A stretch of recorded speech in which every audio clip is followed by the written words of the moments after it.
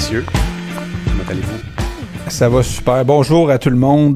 Bienvenue à l'émission, je ne sais pas laquelle, probablement... 37. Ah, 38. La 38e émission de Oh non, c'est vendredi. Et aujourd'hui, qui est notre deuxième émission, je dirais, après COVID ou pendant COVID, on reçoit en fait le Jean-Marc Parent, ça a l'air, de l'entrevue. Donc... On pourrait peut-être dire ça. Là, vous prenez votre char et en allez-vous, je sais pas moi, au Lac-Saint-Jean, ou bien en Abitibi, ou bien peut-être même en Gaspésie, parce que là, on va jaser longtemps avec... en fait, on reçoit André Paiement, qui est l'instigateur, qui est, je dirais, le fondateur de ce qu'on appelle Mon Espace Atelier. Bonjour, André. Oui, bonjour. Ça va bien? Très bien.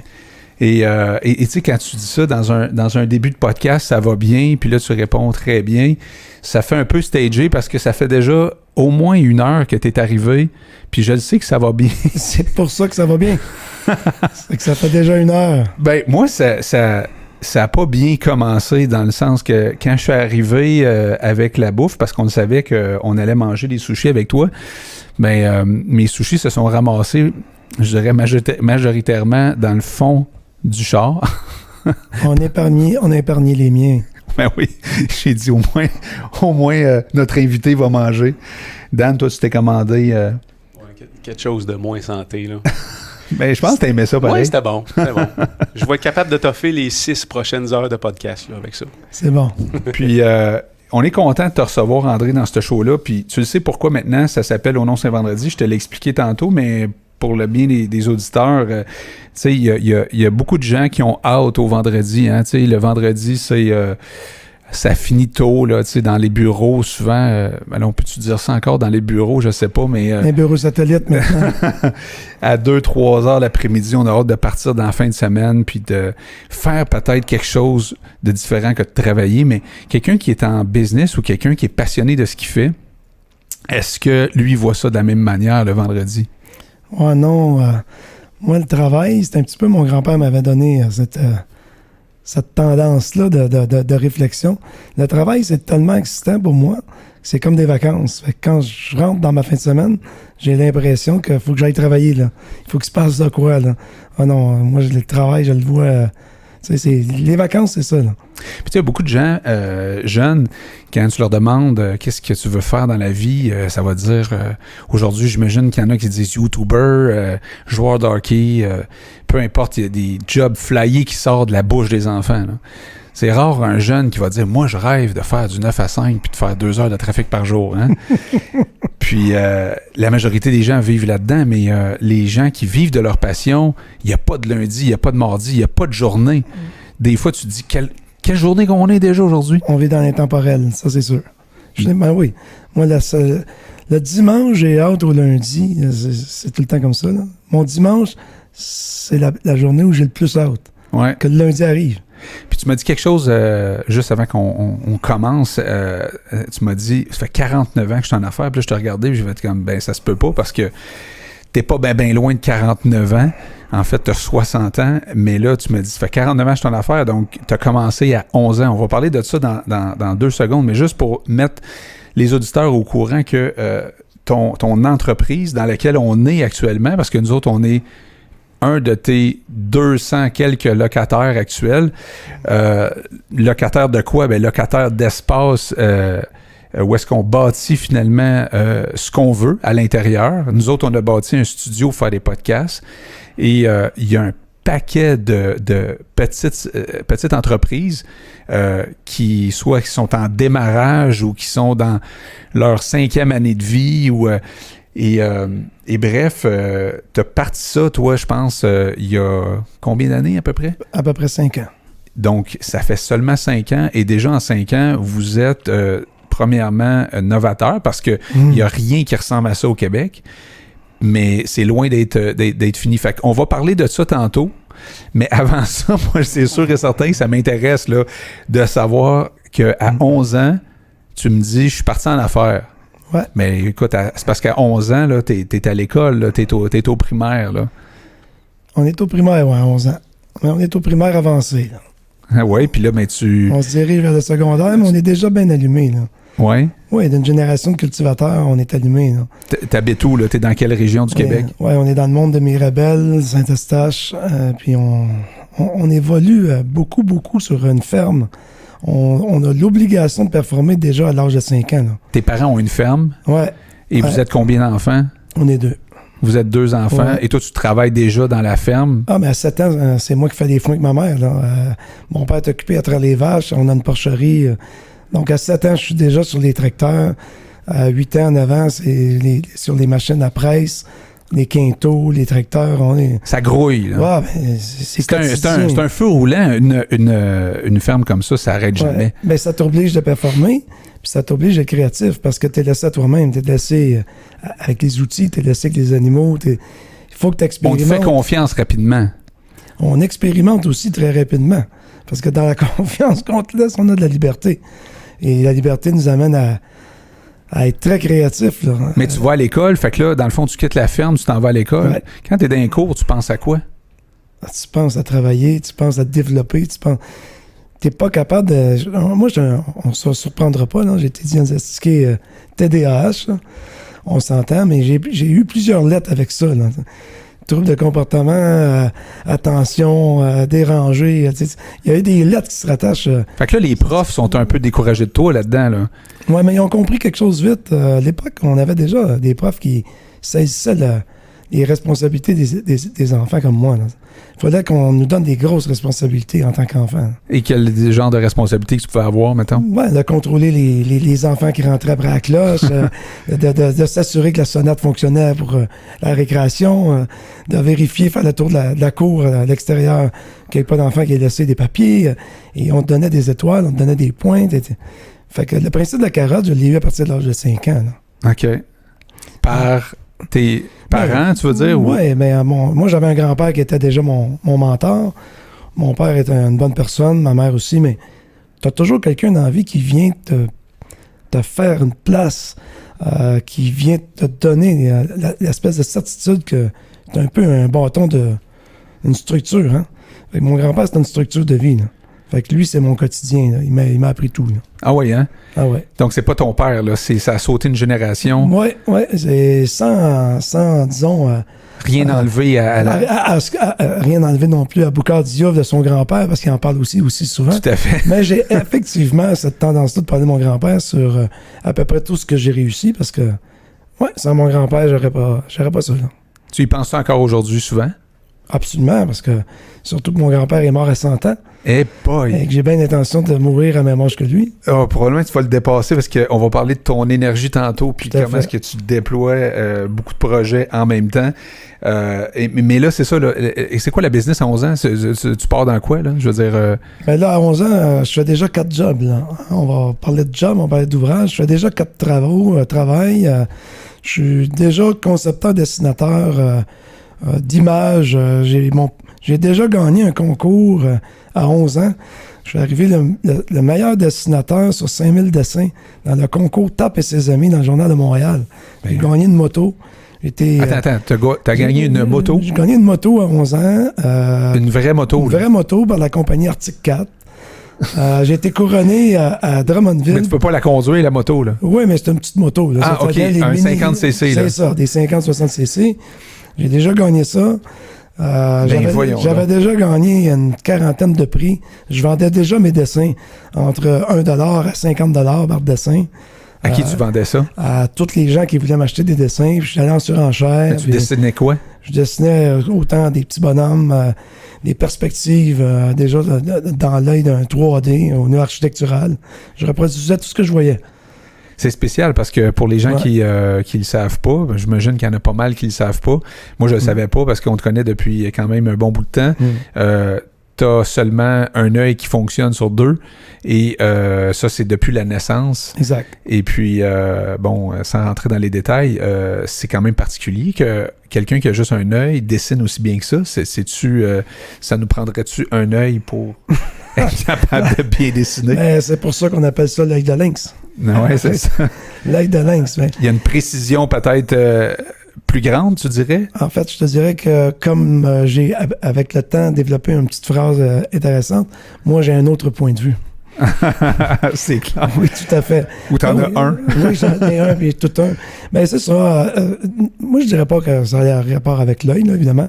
Je dirais plutôt que ça a rapport avec le désir de reconstruire l'image. OK. C'est toujours le désir de reconstruire l'image. Tu es assis dans un restaurant, tu es assis dans un salon chez mon grand-père, tu es assis dans un auto. Tu veux voir les choses différentes. Fait que tu dessines ce que tu vois et tu les organises pour les recréer. J'ai passé ma vie à faire ça. Et il y a un petit côté perfectionniste là-dedans aussi. Il y a un petit côté dérangeant parce que quand tu es un TDAH ou peu importe ce qu'on va diagnostiquer, tu vas toujours... ça va être un peu ma bête noire de vie, là. Ouais. Parce qu'à tous les jours, même aujourd'hui, à 60 ans, tu veux pas te contenter de ce que tu vois, tu essaies de voir ce qui n'est pas vu. J'avais, moi, un de mes grands professeurs en théologie, et qui était André Moreau à l'époque, un très coloré bonhomme qui n'était pas toujours bienvenu dans tous les plateaux de tournage, qui avait dit si l'être humain était capable de percevoir le vide et de rendre abstrait le plein, il contemplerait la grandiose beauté du vide, puisque si le vide était plein, on aurait des formes bien différentes de ce que le plein nous offre. C'était vraiment extraordinaire, ça m'avait marqué. Avez-vous suivi ça, là, la gang qui nous écoute? Imaginez-vous simplement que dans l'univers, tout ce que vous voyez, vous ne le verrez pas, mais tout ce que vous ne voyez pas, vous le verriez. Mm-hmm. Quelle forme aurait l'univers? Ça serait extraordinaire.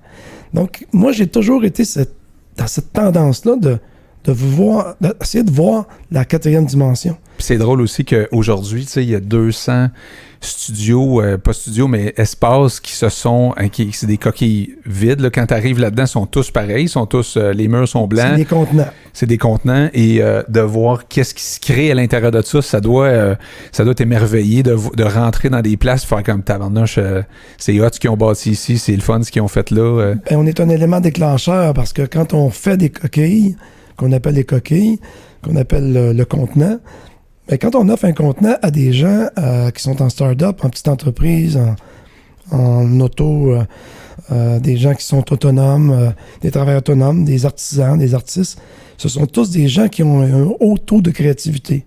Déjà, d'être entrepreneur, tu as forcément quelque chose que les autres n'ont pas, là. Et ça diminue pas les autres, on s'entend, mais ça te donne une petite coche de plus quand tu es un entrepreneur, puis je parle évidemment pas de moi, je parle de l'ensemble de tous les entrepreneurs. Tu as forcément quelque chose qui te distingue et ce petit quelque chose-là, c'est une créativité. Et des fois, ça te différencie déjà des autres à l'école primaire, comme tu disais tantôt. Puis, comment c'était avec les autres jeunes? Est-ce que les gens te percevaient différent? Est-ce que tu t'étais catégorisé? Parce que tu disais diagnostic. Dans ce temps-là, on diagnostiquait pas comme on diagnostique aujourd'hui. On médicamentait pas les jeunes non plus. Heureusement. Fait que c'est ça. Donc, mais à quelque part, est-ce que tu étais le gars spécial de la place? Est-ce que... Tu l'es par défaut. Parce que les gens qui sont pas comme toi, soit ils se rapprochent pas parce qu'ils ont un peu peur de ça, ou les gens qui sont pas comme toi, il y a une grande inspiration, là.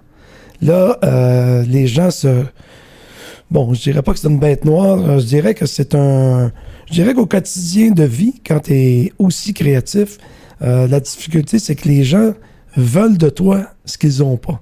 Fait que beaucoup trop de gens dans ma vie se sont trop rapprochés de moi pour essayer de soutirer des choses que tu ne veux pas lui donner, que tu peux pas lui donner ou que tu ne veux pas partager.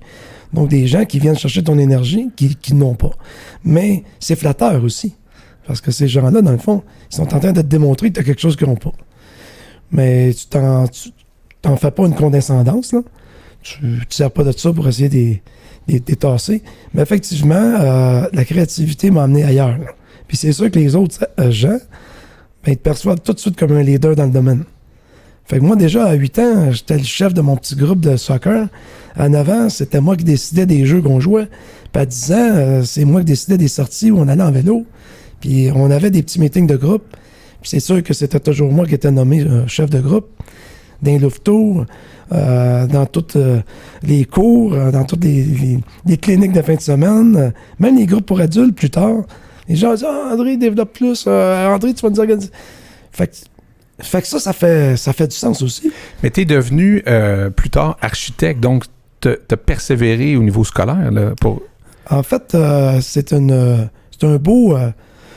c'est un beau fait cocasse, le mot architecte, parce que non, je ne suis pas architecte, et je le dis haut et fort, et non, je n'ai pas persévéré dans les études de haut niveau, parce que j'y croyais pas, étant donné toujours le profil que j'avais comme élève. J'ai travaillé davantage sur la créativité, toujours au niveau architectural. Fait que je suis devenu un excellent concepteur architectural. J'ai commencé à développer l'architecture à l'âge de 13 ans à peu près. Et déjà en architecture, à 15, 16, 17 ans à l'école, j'étais toujours en première classe, toujours. Évidemment, sans prétention, puisqu'on est à parler un petit peu de mon historique. Et j'ai découvert que c'est pas sur les sièges d'école avec un diplôme d'architecte que je pouvais définitivement être quelqu'un, mais je pouvais être quelque chose. Mais être quelque chose, ça m'en disait pas. Moi, je voulais être quelqu'un. Je voulais qu'on reconnaisse mon talent pour ce que j'avais développé de ma personne, pas pour ce qu'on m'avait appris. Fait que j'ai arrêté d'aller à l'école, puis je suis devenu autodidacte à l'âge de 17 ans. Et de l'âge de 17 ans jusqu'à aujourd'hui, je n'ai jamais arrêté de m'instruire sur les réseaux sociaux qui n'existaient pas à l'époque. Tu faisais quoi à ce moment-là pour... Des réseaux sociaux d'organismes, de rencontres, de toutes sortes d'organismes, de toutes sortes de produits. On était postal, on était courrier, on était aussi physique, on se déplaçait, on s'intéressait. Et moi, je me suis toujours intéressé à ça, déjà à l'âge de 13-14 ans. Puis, as-tu des contacts spéciaux, des gens que tu as rencontrés qui ont fait que tu as développé à cet âge-là, là, 17-18 ans, y a-tu des rencontres que tu as faites qui t'ont permis de dire c'est par là je m'en vais maintenant? Ben, j'avais comme un tracé déjà fait. Déjà à l'âge de 6 ans, je savais que j'étais pour être un performeur en dessin. Déjà à l'âge de 9 ans, je savais que j'étais pour être un artiste professionnel. Parce qu'à un moment donné de ma vie, j'ai été artiste professionnel de 13 ans, très jeune. Jusqu'à l'âge de 23 ans, j'étais drummer pour Bob Haché ou Alain Lamotte. J'ai accompagné des artistes partout, country, au Québec, en Ontario, Nouvelle-Écosse. Tu vois, ça, c'était une de mes questions tantôt. Quel genre de musique que tu écoutes? Fait que là, tu viens de donner un peu la réponse. Oui, j'ai grandi dans le country et aujourd'hui, j'évolue dans le folk américain, le folk européen. C'est de la musique qui me stimule bien dans mon profil. Fait que là, en plus de travailler sur une ferme, de faire plein de projets, là, tu trouvais le temps de drummer. En fait, ça s'imbriquait. Hein. Le jour où j'étais sur la ferme, mais plus tard, à l'âge de 12-13 ans, on n'avait plus de ferme, on était expropriés. Le jour, donc, j'allais à l'école. Le soir, je dessinais. La fin de semaine, on jouait de la musique. J'étais jeudi ou dimanche en performance de stage. À l'âge de 15 ans, on a fait des tournées à travers le Québec avec Bob Haché, Wallet Lamotte. Puis t'avais 15 ans, là? René Martel, Marcel Martel, son père, Diane Robert, j'ai fait toutes les méchant artistes. Trip, ça? Ouais, Tiblan Richard, M. Pointu. Ouais. Puis tu dis, à ce moment-là, tes parents se sont fait exproprier? À l'âge de 11 ans, on a déménagé par expropriation. Donc déjà, à 12 ans, 13 ans, on était en milieu semi-rural. Là. On était plus proche de la ville. Mais puis, là, il n'y avait plus de ferme à ce moment-là. Il n'y a plus de ferme. Est-ce que ça a été un choc pour la famille, ça? Bien sûr. C'est un sujet un petit peu tabou, là. Oui, bien sûr, parce que ton univers, en tout cas pas la mienne, mais celle de mes parents... s'écroule. Complètement. C'est comme si aujourd'hui, on vous enlevait votre studio. C'est comme si on m'enlevait mon bébé ou ma femme ou quelque chose que tu as de cher au monde. Ouais. On te l'enlève sans explication trop. Là. Fait que ça, c'est un sujet un peu tabou. Ouais. Puis c'est lointain aussi. Puis ça m'a pas trop affecté, moi, personnellement. Je dirais même que avec mieux réflexion puis recul, c'était mieux pour moi. Là.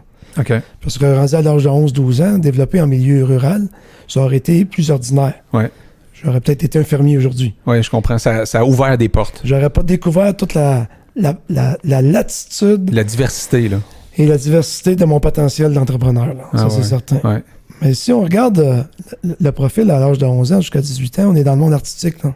OK. On est dans le développement artistique, on est dans la musique, on est dans le dessin, on est dans le concept architectural. Je lettrais des boîtes de camions à l'époque où on faisait tout à la main. Le graphisme n'existait pas à l'ordinateur. Donc moi, je lettrais des boîtes de camions, je faisais des enseignes de restaurants. Donc, j'ai toujours, je faisais du 20 heures par jour, là, déjà à 11 ans, 12 ans, 13 ans. Puis est-ce qu'à ce moment-là, parce que tu nous répètes souvent ça, que tu es toujours en avant de ton temps, c'est un peu ça, ta vie, en fait, c'est toujours comme planifié où tu vois des choses qui s'en viennent. Moi, je suis back to the future. Oui, Je dirais que c'est une autre petite coquille ou une petite boîte noire ou une petite bête noire, on peut l'appeler comme on veut. Là. Pourquoi? Parce que ça te joue des tours, quoi? Oui, ben c'est parce que tu grandis, mais tu n'es jamais dans le moment présent. Ah ouais? Fait que c'est une difficulté. T'es comme toujours dans le futur. T'es particulièrement toujours dans le futur. Moi, j'ai jamais vécu dans le passé. J'ai pas de nostalgie du passé. Il y a quelques nostalgies sont plutôt agréables. C'est des très beaux souvenirs que tu veux volontairement te rappeler. J'ai pas de malheur qui m'a amené à... Et j'ai pas de regret non plus. Je n'ai pas que du regret. Je n'ai que du remords. Et le seul remords que j'ai, c'est que le temps... j'ai pas assez de temps d'une journée. C'est mon seul remords. J'arrive pas à avoir plus que 24 heures. J'ai des contacts partout. J'arrive à moduler ma vie au quotidien, mais j'ai jamais eu assez de contacts pour parler à quelqu'un qui me donne plus d'heures d'une journée. Si c'était possible pour toi de pas dormir, tu ne dormirais pas. Si c'était possible de pas dormir, je dormirais pas. Parce que tu as trop de choses à faire. Définitivement. Puis c'est vraiment un privilège de vie. J'ai dû le demander haut et fort à l'âge de 12 ans ou 13 ans. Je dors 4 à 5 heures par jour depuis l'âge de 12 ans. Je me couche à peu près vers 11 heures. Et tous les jours, depuis 35-40 ans, de mémoire d'homme, 4 heures, 4 heures et demie, je commence à travailler. Je commence à produire ou créer parce que... Et l'énergie est toujours là. Est-ce que tu sens quand même, là, parce que là, tu dis que tu as 60, là, est-ce qu'à 60 ans, on sent que c'est... Non. L'énergie n'a rien à voir avec l'âge, à mon avis. L'énergie a à voir avec les projets que tu côtoies, puis ceux avec lesquels tu viens passionner. Là, en ce moment, j'ai un nouveau bébé, qui s'appelle mon espace atelier, bien évidemment. Les passions sont tellement grandes, puis la possibilité tellement grande, j'ai l'impression que là, je vais encore manquer de temps. Là. Ah ouais. C'est trop... je développe trop. Là. Donc, effectivement, je vis plus au moment présent. Tu sais, quand tu regardes les Dominique Michel, puis les gens comme Ginette Renault, puis tu sais, les Yvon Deschamps. Je les comprends tellement. Ben ouais, c'est ça. J'imagine quand tu écoutes ce monde-là, tu fais partie de la même gang. Ben je les comprends tellement. Ils ont des projets... Et à chaque fois qu'ils réussissent un projet, ils en découvrent 3 autres. Parce qu'ils se découvrent eux-mêmes. Ah ouais, c'est ça. Parce que la recherche la plus extraordinaire d'une vie de quelqu'un, c'est pas de découvrir la vie du monde, mais de découvrir la tienne à travers le monde. Ouais. C'est ça qui est le plus gros défi, moi, je trouve. Alors là, tu quittes le monde artistique à un moment donné. Ouais. Tu le délaisses un peu pour des projets plus en construction. Officiellement, je quitte l'école quand même tôt pour m'attaquer à l'autodidacte. Et rapidement sur un engouement de vouloir démontrer qu'on est toujours... mon grand-père, ce qu'il disait toujours, évidemment, si tu es le meilleur, tu peux être prétentieux, parce que la prétention n'appartient qu'à ceux qui peuvent le prouver. Alors, prouve que tu es le meilleur, puis il n'y aura pas de gêne quand les gens vont dire « c'est beau ce que tu fais, excuse-toi pas d'être le meilleur, dis merci, puis passe au prochain appel. Tu as droit, c'est quand même toi qui as réussi. » Alors, ton père, on va dire comme francophone, était loin d'être complexé, là. Mon dans le sens que, excuse ton grand-père. Tout à fait. Hein, c'était quelqu'un qui était un fier, on va dire ça. C'était un gars qui était fier. Absolument. Mais c'est un créatif aussi. C'est un créatif. C'est un homme d'affaires aussi. Ouais. Puis c'est une personne artistique et émotive aussi. Est-ce que tu penses que c'est quelque chose qui, disons, un peu judéo-chrétien là, au Québec, de dire, ben, vends-toi pas trop, tu sais. Tout à fait. Hein, oui. Oui, on vit avec cette petite complexité-là. On vit avec cette petite dualité-là. Puis quand tu dis on, là, tu t'inclus pas là-dedans. Tu t'inclus toujours là-dedans quand tu commences et que tu as un environnement paternel, maternel, familial qui vit de tabou. Là. C'est certain qu'il a fallu que je sorte de ça. Là. Ah oui, OK. Donc, oui, définitivement que... moi, je suis le mouton noir familial. Là. OK. À l'époque des années 70, hein, on s'entend. 70, 75, 78, 80, donc de 10 à 20 ans. On vit dans des tabous. Là. Il faut quitter le foyer familial pour être... faut s'exprimer comme mouton noir parce que ça passera pas. Là. C'est ça. Fait que c'est le grand-père qui, lui, est le mouton noir de la famille. C'est avec lui qu'on a une source de stabilité sur l'expression. Mais quand tu rentres à la maison, Mais puisqu'il est mort à 100 ans, je veux dire, c'est quand qu'il est décédé? C'est quelle année qu'il est... Ça fait déjà à peu près 8 ans. Puis là, il était, donc, il y a 8 ans, c'était en 2012. Ouais. Il était lucide encore. Totalement. Il est mort lucide. Tu lui parlais souvent? Tous les semaines de ma vie. J'ai même joué de la musique avec lui. À l'âge de 96 ans, j'ai emmené des tambours, des djembés. On a joué du djembé dans son appartement. C'est capoté. Tout à fait, mais oui. Lui, il serait fier en crime de toi, là, de voir ce que tu es en train de bâtir. Là. Hein? Puis, Ben, il est fier parce que je suis en contact avec. t'es en contact avec. Puis qu'est-ce qui s'est passé à un moment donné quand tu t'es dit, avant de partir, évidemment, mon espace atelier, il y a eu d'autres choses avant ça. Ouais. Il y a dû avoir des flops. Puis là, on parlait de ça tantôt parce que ici, on parle des podcasts. Hein? Il y a des podcasts sportifs. Il y en a sur les arts que tu vas aimer. Il y a de la musique underground qui se joue ici. Dan, tu pourras peut-être nous en parler un peu tantôt de ce podcast-là qui débute, je pense, bientôt, là, dimanche. Puis il y a un podcast entrepreneurial, tu sais, qui va être vraiment le fun, là, tu sais, parce qu'on entend souvent les histoires, quand ça fonctionne, qu'est-ce qui fonctionne bien, tout ça. Ce qui est le fun d'apprendre aussi, c'est qu'est-ce qui n'a pas fonctionné, les flops qui sont arrivés. Fait que le podcast va s'appeler Flop Lab par les gars d'apiculture. Puis d'ailleurs, c'est clair que tu vas probablement faire partie de leur invité. Mais ben c'est clair que toi, t'as pas juste... Tu sais, on dit souvent, mettons, qu'est-ce que tu vas répondre à le succès, c'est une série, dans le fond, d'échecs en échecs. Est-ce que tu es d'accord avec cet énoncé-là ou tu dirais autre chose? Non, moi, je suis pas d'accord avec les échecs. Parce que, premièrement, j'utilise pas le mot échec quand aux yeux des gens, il y a un échec. Là. C'est des obstacles. La plupart du temps, c'est des bâtons dans les roues. Et la majorité du temps, c'est des obstacles de parcours qui ne t'empêchent pas nécessairement d'avancer. Certains t'arrêtent momentanément. J'en ai eu 3 gros arrêts de vie. Oui, arrêt de vie, qu'est-ce que tu veux dire là? Oui, tu te remets en question, que ce soit une faillite majeure à l'âge de 25 ans, d'1,5 million. C'est sûr que tu... Attribuable à quoi? Y a-tu quelque chose qui est arrivé? À une croissance trop rapide. Entre autres, à 27 ans, je me suis retrouvé un matin à 35 employés, qu'un chiffre d'affaires de 2 millions de dollars. On parle dans les années 85. Tu as 27 ans. Tu comprends absolument rien de ce qui t'arrive. Tu es dans le succès par-dessus succès. Oui, ça, c'est une machine qui t'arrête instantanément. Parce qu'un matin, la moitié de ton staff décide de faire un putsch, puis ils vont s'ouvrir un autre bureau contre toi. Parce qu'ils deviennent tes compétiteurs. Deviennent ton compétiteur, partent avec tes contrats, bon, etc. Le seul et unique responsable de ça, c'est pas celui qui est parti avec les employés. C'est celui qui les a laissés partir, c'est moi. Donc ça, c'est... Et là, tu vis ça comment, là? Là, tu perds tout. Évidemment, là, tu te divorces, ta femme ne suit plus, tes parents ne suivent plus, tes amis te laissent tomber. Et c'est le plus beau moment de ma vie, en fait, là. Parce que si j'avais un moment dans ma vie à découvrir le plus beau, c'est le jour de ma faillite. C'était la première fois que j'étais utile que pour moi. Parce que dans la vie, quand on est très sollicité, on est utile à tout ce qui bouge. Tout le monde te veut. Tout le monde veut t'utiliser. Donc, tu deviens utile. J'ai toujours dit que le jour que je n'aurais plus rien à faire, j'ai hâte de plus rien avoir à faire pour être utile que pour moi. Et quand tu fais une faillite... C'est ça qui est arrivé. C'est ça qui est arrivé. D'un seul coup, bang. D'un seul coup. Donc, tu tombes dans une liberté qu'il y a peu de gens sur Terre en ce moment qui ont cette liberté-là. En tout cas, ben, en fait, peut-être qu'en ce moment, au contraire, il y en a peut-être plus qu'on pense qu'ils vont le vivre ça. C'est pas le COVID qui donne la liberté parce que le COVID amène un stress dénaturant. Hein, les gens ne savent pas trop quoi faire avec ça, donc c'est pas un sujet que je veux trop aborder parce que j'ai ma philosophie là-dessus.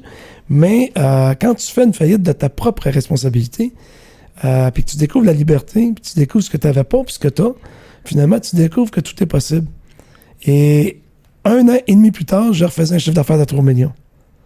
Alors, tout est encore plus possible. Et là, je suis curieux de savoir quand tu as fait faillite, à 25 ans, tu dis? 27 ans. 27 ans. Tu as contacté là, toi et ton grand-père, vous êtes... C'est sûr. Et là, il se passe quoi là, dans la discussion avec lui, là? Mon grand-père m'a interviewé, comme je le suis aujourd'hui. Il a fait un podcast. Il a fait un podcast sur mon historique de faillite et de mon historique d'entreprise avant la faillite. Et il m'a posé la première question, comment ça t'est arrivé, évidemment. Fait que tu racontes ton historique, ça dure peut-être une demi-heure, 1 heure. Tu vomis ta vie parce que au début, la première réaction, avant de t'enligner sur les conseils de ton mentor, qui était mon grand-père, réflexe numéro 1, c'est d'en vouloir à la société. Réflexe numéro 2, c'est d'en vouloir plus davantage à celui qui a causé ta perte. Réflexe numéro 3, c'est de te demander pourquoi c'est toi, puis pourquoi à toi ça arrive, que les autres ça n'arrive pas. Mais rapidement, tous ces réflexes-là, qui sont des réflexes de survie, à un moment donné, il faut que tu passes à autre chose. Puis mon grand-père, la première question qu'il m'a véritablement posée dans une entrevue coach personnalisée, c'est « D'après toi, as-tu tout fait ce qu'il fallait faire pour réussir? » Et il a arrêté l'entrevue. Puis il dit « Va réfléchir à ça. Et viens me revoir que lorsque tu me diras ce que tu as fait et ce que tu n'as pas fait, parce que je suis persuadé que tu n'as pas tout fait pour réussir. » Puis il avait raison, hein? Il avait tellement raison. Et j'ai fait un petit rebirth sur la structure de mes ajustements, mon comportement mental, physique, verbal, mon environnement avec mes employés. Et là, tu fais tellement de recherches sur toi que tu apprends plein de choses. Que tu recules de 20 ans d'avoir avancé d'1 an. Il n'y a pas moyen d'apprendre ça à l'école, ce que tu viens de dire, d'écrire. Là. Et c'est justement pour ça que l'école... et ce que je dis, faites pas ce que je dis, surtout pas. Ne quittez pas l'école, s'il vous plaît. Non, c'est pas le message que je voulais passer. J'encourage pas les jeunes. Mais ce que je veux dire par là, c'est que c'est vraiment l'école de la vie, dans le sens que... Mais l'école de la vie, dans la curiosité, par exemple, pour toute personne normale qui ont la capacité de lire et de découvrir, et surtout aujourd'hui, on s'entend que depuis une vingtaine d'années, il n'y a pas que les réseaux sociaux, mais il y a le monde de la mondialisation des réseaux, Internet et tout ça, qui donne de l'accessibilité à de l'information. C'est pas possible aujourd'hui d'être une cruche, là. Je suis désolé, là, mais si tu peux lire et écrire, tu peux certainement te rentrer un peu d'informations dans ton cerveau, là. Il y a tellement de choses. Et l'autodérision, l'autodiagnostic et le regard sur soi, là, c'est ce que la plupart des gens font peu. Oui. Et c'est fondamental si tu veux pas répéter les mêmes erreurs. Donc, toi, t'es reparti. Ben, je l'aurais pas fait. Je n'aurais pas fait cette auto-analyse-là sur moi si je n'avais pas connu cette épreuve-là. Tout à fait. Puis là, quand tu repars un autre projet, là, tu te dis, bon, ben là, je prendrai pas le même chemin. Là. Non, pas du tout, là. Ça, c'est certain. Et donc, le deuxième projet, lui, il a cartonné, là. Mais là, c'est parce que ça va 2, 3, 10, 15, 20 fois plus vite. Tu fais juste plus tout ce qu'il faut faire, là. Et ça restera toujours la même phrase. Aujourd'hui, nous, chez Mon Espace Atelier, on a 200 locataires. On en aura de plus en plus. Mais quand je regarde mes propres locataires, avec l'expertise et le recul que j'ai, je pourrais me permettre de vous dire, mais je le ferai pas parce qu'évidemment, c'est top secret, mais je pourrais le dire que lui, elle, dans 6 mois, sont partis. Puis lui, elle, dans 6 mois, ils vont vivre une croissance qui pourrait les tuer. Puis ceux-là, ils vont être stables, ils ont une belle croissance. Dans 5 ans... Tu as développé, avec le temps, un flair. On peut dire ça? On peut dire ça, mais on peut dire ça basé sur mon expérience, puis basé maintenant sur l'expérience de mes propres locataires. Quand tu as 200 locataires qui sont des petites entreprises, tu finis par faire ta statistique interne. Fait que là, Dan, quand tu te fais dire une affaire comme ça, t'oses-tu lui poser la question? Ben, en fait, il nous a posé 2-3 questions tantôt avant le show qui étaient en ligne avec ce qu'il est en train de parler là. Fait que lui, son idée est déjà faite. On est déjà sloté à quelque part. Il reste juste à voir dans 2-3 ans, mais qu'on écoute ce podcast-là, on est rendu où, toi puis moi, là? Exactement. Mais on va en parler tantôt de comment est-ce que les entrepreneurs ici et Mon Espace Atelier, comment est-ce qu'il y a une symbiose qui s'installe. Puis on va parler du podcast aussi qu'on va faire pour vous autres. T'sais, autant on est client chez vous, autant là tu deviens client chez nous. C'est un coup de cœur qui s'est passé, puis j'ai hâte qu'on en arrive là. Mais moi, je veux savoir, bon... Le deuxième projet fonctionne, mais là, on est dans le Mon Espace Atelier, là, c'est le combienième projet, là? On est-tu dans le 3e, 4e? Il y a eu combien de projets avant Mon Espace Atelier? Une trentaine. Une trentaine, OK. Fait que là, c'est pour ça qu'on disait tantôt Jean-Marc Parent, parce que là, c'est sûr que si on parle des 30, on n'en finira plus. Non, effectivement, on ne parlera pas des 30 parce qu'il y a certains projets qui sont joints à des projets similaires, des projets qui vont se chevaucher, juxtaposer, l'extension de la main droite.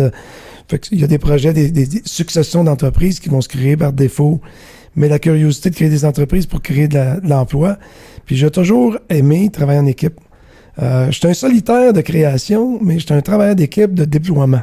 Donc, un coup que l'idée est germée dans ma tête, puis que je suis convaincu que l'idée peut y aller, là, je la fais pas seul. là, je m'entoure.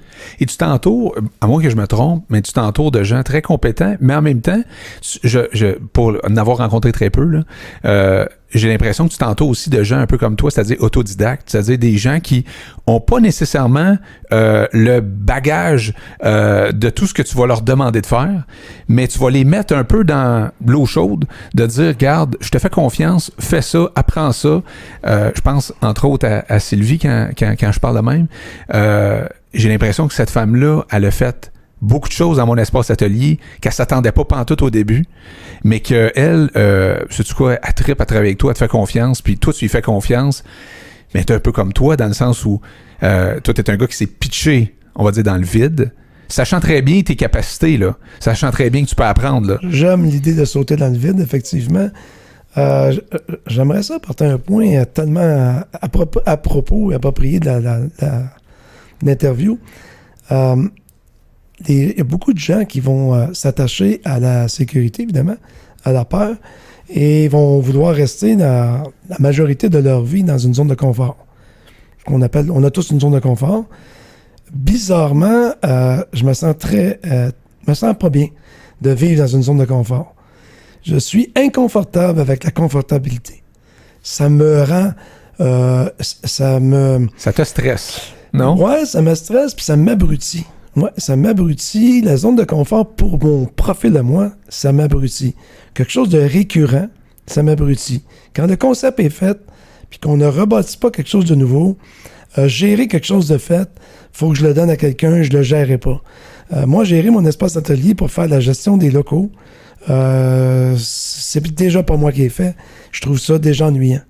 Ce qui m'intéresse, c'est de voir des nouveaux locataires que j'ai jamais vus, dans des nouvelles entreprises que j'ai jamais vues, rentrer des défis d'installer des nouvelles personnes que j'ai jamais faites. Donc, pour moi, la zone de confort, ça m'abrutit et c'est ce qui m'a différencié en réalité. Et qu'est-ce qui est différent de mon espace atelier, de tous les 30 projets que tu as fait avant? Est-ce que c'est la première fois que tu es en contact avec autant de startups, autant de gens qui partent des business? Y a-tu quelque chose qui t'allume plus dans mon espace atelier que dans tes autres projets avant? Je suis obligé de dire non parce que tous mes projets m'ont excité à un haut niveau. Pourquoi tous les projets se sont arrêtés? Ils ne sont jamais arrêtés. Pour la plupart des entreprises, je les ai vendus ou je les ai remis à mes partenaires parce qu'après les avoir montés, moi, je suis un développeur, je suis un créateur, je suis un visionnaire. Je suis pas quelqu'un qui fait la routine. Donc, quand tout est monté... Aussitôt que ça devient routinier, toi... Il faut que je passe le POC au suivant. Ouais. Soit qu'on vend l'entreprise, soit qu'on la partage avec des gens qui sont plus assidus, plus terre-à-terre. J'ai maintenant des nouveaux associés qui sont là pour ça. Je pense à Daniel Côté, par exemple, qui est mon vice-président aux opérations. C'est un monsieur qui, tous les jours, voit les choses toujours correctes. Veille au grain, comme on dit, comme mon grand-père disait. Mais moi, je suis celui qui va faire les foins, je veille pas au grain. Là. Je suis celui qui va attaquer le taureau. J'ai besoin de ça. Mais il s'est passé quoi à un moment donné, il y a 5 ans? Puis j'imagine que c'est avant, il y a 5 ans. C'est beaucoup avant. Parce beaucoup avant. J'imagine qu'il y a eu une espèce de comment je pourrais dire ça? T'as regardé ce qui se faisait au Québec, t'as fait ton étude de marché, j'imagine, à un moment donné, puis tu t'es dit, il y a quelque chose à faire là-dedans, je sais pas trop comment est-ce que je vais le faire. Combien de temps ça a duré, le moment où tu y as pensé, puis le moment où tu l'as créé, ça a pris combien de temps? Mais de l'âge de 20 ans jusqu'à l'âge de 53 ans, donc pendant 33 ans, j'ai eu mon bureau. Mon bureau, alternativement avec d'autres entreprises, d'autres projets, j'ai eu mon bureau de consultation en conception architecturale et urbanistique. Donc, j'ai développé sur 2 plans. Et j'ai toujours été un opportuniste à travers toutes ces années-là. Évidemment, à l'âge de 20 ans, j'ai été inspecteur pour la ville de Laval en construction. J'avais mon bureau. À l'âge de 30 ans, je travaillais pour l'Auto-Québec à installer les loteries vidéo. À l'âge de 35 ans, partout à travers le Québec quand les vidéos ont sorti. J'ai toujours été un opportuniste de là où il y a un vide, moi, je veux le remplir. Ouais. Là où c'est déjà plein, il n'y aura pas de place pour plus de monde. Je ne vais pas là. Je me suis jamais lancé dans la foule. Je suis toujours lancé dans des grands espaces vides et c'est moi qui ai créé la foule. Je l'attire, la foule. Donc, c'était mon esprit. Et à un moment donné, à l'âge de, évidemment, 53, j'avais décidé... À l'âge de 50 ans, d'abord, tout s'est passé là. Il y a 10 ans, là. Il y a 10 ans. J'ai passé 50 années de ma vie à porter le masque. Et ça, c'est basé sur l'endoctrinement familial, les tabous, tout ce qui est religion aussi. Fait que ça n'a rien à voir avec le COVID, là, le non, masque. pas du tout, pas du tout. Et on dit qu'on fait plaisir aux gens, on dit ce qu'ils veulent entendre. J'ai passé ma vie, jusqu'à 50 ans, à dire ce qu'ils voulaient entendre. Donc, ça fait du bien. Tu réussis super bien. Tu veux dire, tu fais plaisir aux gens autour de toi. Tu veux pas les... Tu veux blesser personne. Tu veux pas blesser personne. Tu grandis là-dedans. Tu as un taux de succès incroyable. Mais tu refoules. Mais tu refoules des choses en créativité. Tu refoules des choses en émancipement. En fait, s'émanciper à travers tout ce que tu es. Et à 50 ans, il y a eu un déclic où j'ai réalisé que j'étais rendu à la moitié de la vie de mon grand-père. Puis je voulais que la deuxième moitié, on laisse tomber les masques. OK. Donc, la première chose que j'ai fait pour laisser tomber les masques, je me suis fait tatouer le plus gros masque possible. Et je me suis dit que s'il était tatoué sur le bras... T'allais t'en rappeler. J'aurais surtout me rappeler que je ne pourrais plus jamais le remettre dans ma face. Donc, avec le masque tombé, je pouvais définitivement dire oui ou non à qui je voulais, quand je voulais, comme je voulais. Et autant à ma famille, ma femme, mes employés, mes banquiers, mon créancier, j'ai décidé de prendre en main la totalité de mes... D'assumer à 100% qui t'es, puis what you see, what you get. Ça va être ça. Je suis vrai avec le monde que je rencontre. Donc, transparence... Je joue plus de game. Non, transparence au premier niveau, intégrité, tout ce qu'on peut trouver chez une personne qui s'en va dans une ligne droite. Donc, pas que j'étais tout croche avant, mais comme on est dans un gros réseau social, on partage du travail. T'enrobais, là. Enrobellage, il y a beaucoup de crémage, gâteau, bon, bref. Ah ouais. Et là, je me suis dit, bon, je suis rendu à un tournant de ma vie. J'avais quitté les planches à faire de la musique. Moi, on appelle ça quitter les planches, à l'âge de 22 ans. Et je me disais, bon, là, il faut que je reprenne les planches, parce que la musique, c'est très créatif. Hein. Ouais. Et, ça développe une partie du cerveau. Je suis retourné voir mon grand-père et j'ai dit, là, je veux retourner faire de la musique en spectacle. Fait qu'il dit, comment tu vas faire ça? Parce que là, ça fait 25 ans que tu n'as pas touché à ça. Puis j'ai dit, la meilleure chose, c'est de les retrouver, les meilleurs. Fait que j'ai d'emblée rappelé, mon premier coup de téléphone, j'ai appelé Luc Boivin, le directeur musical de Belle et Bomme. Et je l'ai appelé. Puis je me suis identifié, disant que je voulais repartir en spectacle. J'étais un ancien musicien de spectacle. Il m'a invité chez eux. Et après 2 mois, on est devenus amis. Je suis devenu directeur de marketing de son école de musique. Je suis devenu son meilleur collègue de travail. On a fait des spectacles pendant 3 ans avec Luc Boivin, en spectacle partout. On est allé à Belle et Bomme, on est allé faire des spectacles de rue, des tournages de films. Et après 1 an, je suis devenu tellement créatif que j'ai réussi à créer mon espace d'atelier. Et pourquoi j'étais à la recherche d'un concept? Quand tu veux dire, j'ai réussi à le créer, là, c'est-à-dire que tu l'as mis sur papier? Ça faisait comme à peu près 25 ans que je me disais, comment je pourrais faire dans toute ma vie, à la fin d'une carrière, de redonner au suivant? Je suis devenu le Claire Lamarche, si tu veux, de l'espace. Puis moi, toute ma vie, je disais mon espace de vie, mon espace de vie, mon espace au pied carré, mon espace au pied cube. J'ai toujours utilisé mon espace comme étant quelque chose d'affirmatif. Le fait de travailler avec le mot « mon espace », c'est le sentiment d'appartenance à quelque chose. Quand les gens disaient « viens voir mon espace de garage, viens voir mon atelier, mon espace shop », je me suis dit ça fait ça quelque chose. Et tout aussi, durant ma vie, je voyais... moi, je dessinais pour des entrepreneurs en construction qui louaient des espaces industriels. Pendant à peu près 30 ans, j'ai travaillé que pour ces gens-là, en commercial industriel.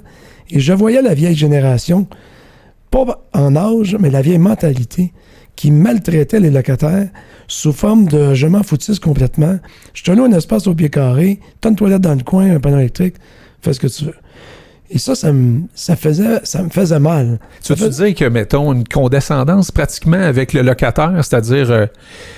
Non, la condescendance ne s'applique pas, je dirais un « je m'en foutisse », un désintéressement, la loi du moindre effort. Ouais, je suis propriétaire, je suis riche, j'ai un portefeuille garni, je suis propriétaire d'un building. Mais quand je dis condescendance, c'est que t'as l'air du petit à côté, là. C'est-à-dire que t'es le petit locataire qui a pas beaucoup qui a pas un mot à dire. C'est ça. Puis moi, je trouvais que mes clients maltraitaient cette génération. Hey, on est dans une génération aujourd'hui où C'est pas parce que t'es pauvre que t'es niaiseux.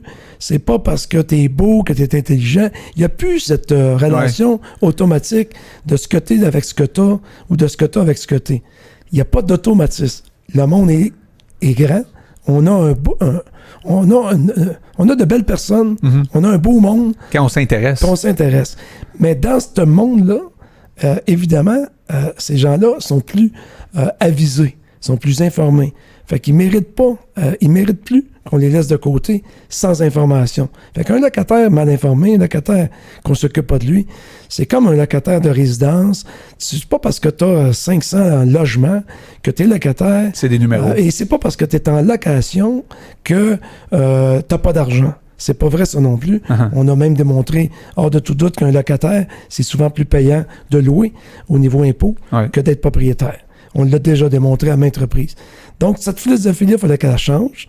Moi, j'étais à une croisée des chemins à 50 ans, 51, 52. Je voulais prendre ma retraite. Mais tu voulais prendre ta retraite. Ouais. C'est un drôle de concept pour un gars qui veut... Mais le mot retraite, je l'ai exploité juste à peu près une journée. c'est un mot que je connaissais pas. Ça n'a pas duré longtemps. Ça m'a énormément stressé de penser que je pourrais plus rien faire. Surtout si tu vis jusqu'à 100 ans, c'est long en astique. Puis que j'aurais honte de travailler en ayant dit à du monde que j'étais à la retraite parce que ça serait pas cohérent avec le mot retraite. Donc, connaissant la définition du mot retraite... Tu as changé ça pour de nos suivants. J'ai décidé, au contraire, de me dire comment je pourrais être utile, tout en l'étant dans l'utilité de mon désir. Pas utile comme je l'étais dans mes 50 premières années. Donc, on pourrait-tu concevoir quelque chose qui serait de mon talent de vie, donc concepteur architectural et industriel, dans lequel je pourrais redonner aux suivants et en prendre soin de ces gens-là. Qui est moins centré, si on veut, sur tes propres objectifs, là, dans le sens où moins centré sur le succès d'André Paiement, mais plus centré sur le succès des autres maintenant, de dire « Hey, sais-tu quoi, moi, j'ai des bonnes idées maintenant. » C'est fantastique quand on arrive, et vraiment sans prétention, quand on arrive à un tournant de vie où c'est pas ton portefeuille qui parle. Ben c'est vraiment fantastique. C'est fantastique et que tu laisses pas ton portefeuille gérer le reste.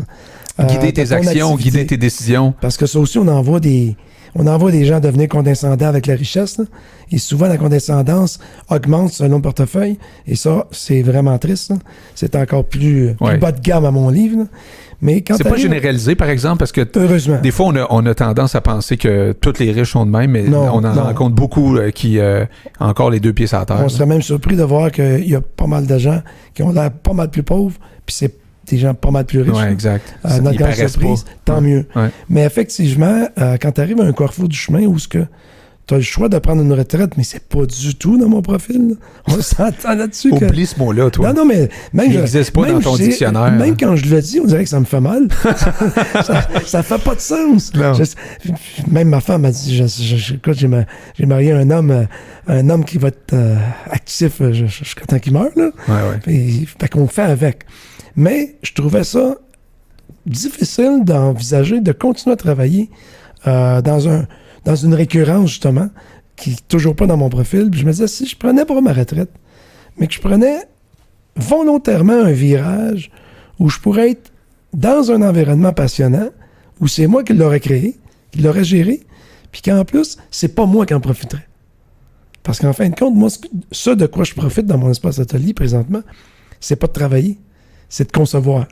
C'est de voir de plus en plus de gens me dire que votre concept m'avait permis de grandir, m'avait permis, si ça n'avait pas été de vous, j'aurais pas un peu dans votre image à vous. Vous avez réussi dans un espace restreint.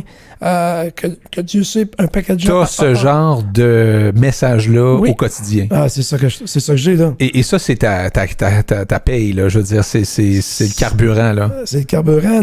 L'argent, mon grand-père, de toute façon, encore une fois... Il va dire que... Si ça vous importune pas trop que je parle de mon grand-père plusieurs fois, lui disait toujours ne vise jamais l'argent et ne rêve jamais de l'avoir. L'argent, c'est comme le sang et c'est comme le gaz. Est-ce que tu as déjà vu quelqu'un rêver d'avoir du gaz? Non. As-tu déjà vu quelqu'un de rêver d'avoir un bateau? Oui. Tu vas toujours être capable de mettre du gaz dedans. Mais rêve à avoir le bateau. Ouais. C'est lui qui est difficile à avoir. Et une des choses qu'il me disait au quotidien aussi, Et c'est une phrase qui m'a marqué. Il y a quelqu'un d'ailleurs qui a écrit un livre qui s'appelle Demandez, vous recevrez. Ouais. Pierre Morancy. Pierre Morancy, oui. Un livre que j'ai lu. Pierre Morancy, c'est un gars que j'ai côtoyé. J'ai donné des conférences avec lui un peu. J'allais à des cliniques. Bon. Tous des gens qui sont agréables à côtoyer. Tu vas chercher ce que tu as besoin. Et mon grand-père disait quelque chose que Pierre Morancy aurait dû continuer à écrire. Il disait, arrêtez de demander. Vous ne savez pas ce que vous voulez. Et dans l'univers, quand tu ne sais pas ce que tu veux, tu n'auras jamais ce que tu veux. Et ça, ça paraît très prétentieux, mais moi, personnellement, je ne me rappelle pas de ne pas avoir eu ce que je veux dans la vie. T'as-tu écrit les paroles de ton grand-père à quelque part ou tu fais juste comme t'en rappeler? Oui. T'es écrit? Oui. T'as un livre de ça? C'est quoi? Oui, un scrapbooking. C'est un scrapbooking. Ouais. C'est pas scanné, là. C'est un projet que j'ai aussi, d'écrire pas les mémoires de mon grand-père, mais... Des espèces de quotes... En fait, je dirais pas au quotidien, mais c'est au mensuel, en tout cas. Au moins 12 à 15 fois par année. Facile. Parce que c'est le fun de citer son grand-père. Tu sais, Boucard, tu disais, il cite beaucoup son grand-père. Mais je veux dire, on cite des poètes, on cite des grandes personnalités connues. C'est cool de citer son grand-père. Mais son grand-père est extraordinaire aussi. Puis j'ai lu le dernier livre de Boucard, justement, sur son grand-père. Et évidemment, il y avait des philosophies qui me rejoignent beaucoup. Uh-huh. Comme il disait que, effectivement, si l'arbre savait à quoi servirait la hache, il ne lui aurait jamais servi le manche. Donc, il y a des phrases magiques qu'un grand-père peut te rentrer dans la tête. Puis c'est ça qu'il me disait, là, donc, au quotidien. Là. C'était tout le temps de... Et tu m'as dit à un moment donné quelque chose, je m'excuse de te couper là-dessus, parce que là, j'ai écrit de quoi tantôt, puis c'est en lien avec ce que tu disais là. Tu m'as parlé il y a 4 types ça se peut-tu de 4 types de personnes ou d'entrepreneurs? T'as le vite qui sait ce qu'il veut, t'as le vite qui a aucune idée de ce qu'il veut, t'as le lent. Ouais, tu peux-tu me reparler de ça? Parce que j'ai écrit ça vite l'autre jour. Quand on est dans la business, évidemment, on est toujours en train d'avoir des petites trappes à souris. On peut se faire prendre dans tous les petits détours de notre personnalité. Puis il y a des gens qui se croient riches, qui ne le sont pas. Il y a des gens qui se croient intelligents, qui ne le sont pas. Il y a des gens qui n'utilisent pas leur intelligence qu'ils ont. Ils le font maladroitement. C'est dommage, ils l'ont. Il y a des gens qui ont le portefeuille, ils l'utilisent pas. Il y a tellement de ce genre de type-là, mais il y a 4-5 grands types. Nomme-les donc. Comme on se dit au départ, il y a des gens qui... Bon, moi, j'en suis un type. J'ai ma couleur. Je me compare à rien.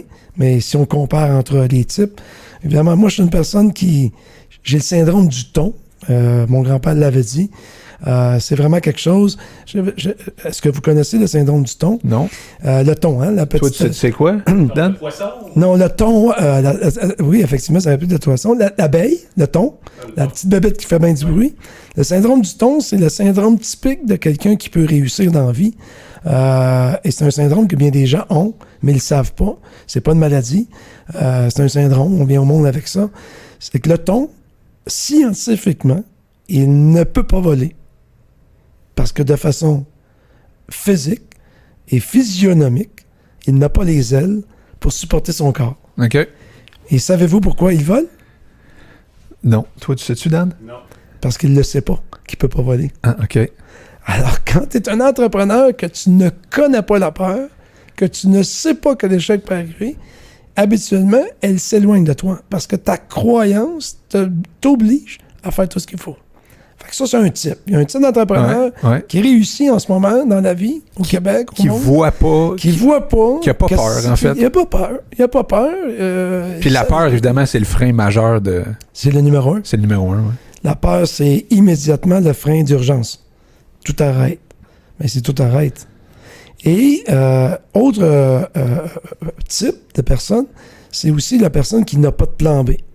La personne qui n'a pas de plan B rejoint les propos de notre musicien Bob Marley, qui dit que quand tu n'as évidemment pas d'autre choix, tu deviens très fort.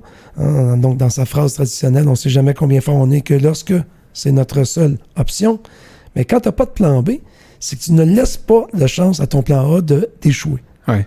Mais Si on regarde un type d'entrepreneur en ce moment, autant chez nous que dans la vie, il y a beaucoup, beaucoup de petits entrepreneurs qui ont des plans B, C, D. Alors, à eux, quand ils me demandent de les coacher ou d'être mentor à mes heures, je leur dis d'emblée d'éliminer le plus rapidement possible les plans A, les plans D, C, B, pour garder que le plan A. De brûler les ponts. Il ne faut pas que tu ailles de pont. Il faut que tu n'aies rien. Tu n'as pas de plan B. Les gens, souvent, vont construire le plan B, le plan C, puis ensuite, ils vont s'attaquer au plan A. Ça serait comme passer 8 ans de ta vie à essayer de breveter quelque chose que tu peux réussir à concevoir en 3 mois, produire en 1 an, puis être millionnaire en 2 ans. Mais attendre 10 ans de le breveter au cas de te faire voler ton idée. Il y a beaucoup d'idées en ce moment qui se font voler parce que les gens attendent des brevets. Alors que s'ils mettaient en production, ils seraient millionnaires avant que le brevet serait sorti. Et c'est une réalité, ça. Donc, il y a beaucoup, beaucoup de gens, trop de gens en ce moment, dans notre entourage, qui se donnent des plans B. Quand j'ai regardé pour donner au suivant, il ne fallait pas qu'il y ait de plan B. Il fallait qu'il y ait un plan A, puis un plan A de grande dimension. De toute façon, qu'est-ce qui peut arriver de pire que d'avoir rien, alors que quand tu es venu au monde, tu n'avais rien. Et tu avais la plus grande liberté du monde. Tu avais le temps.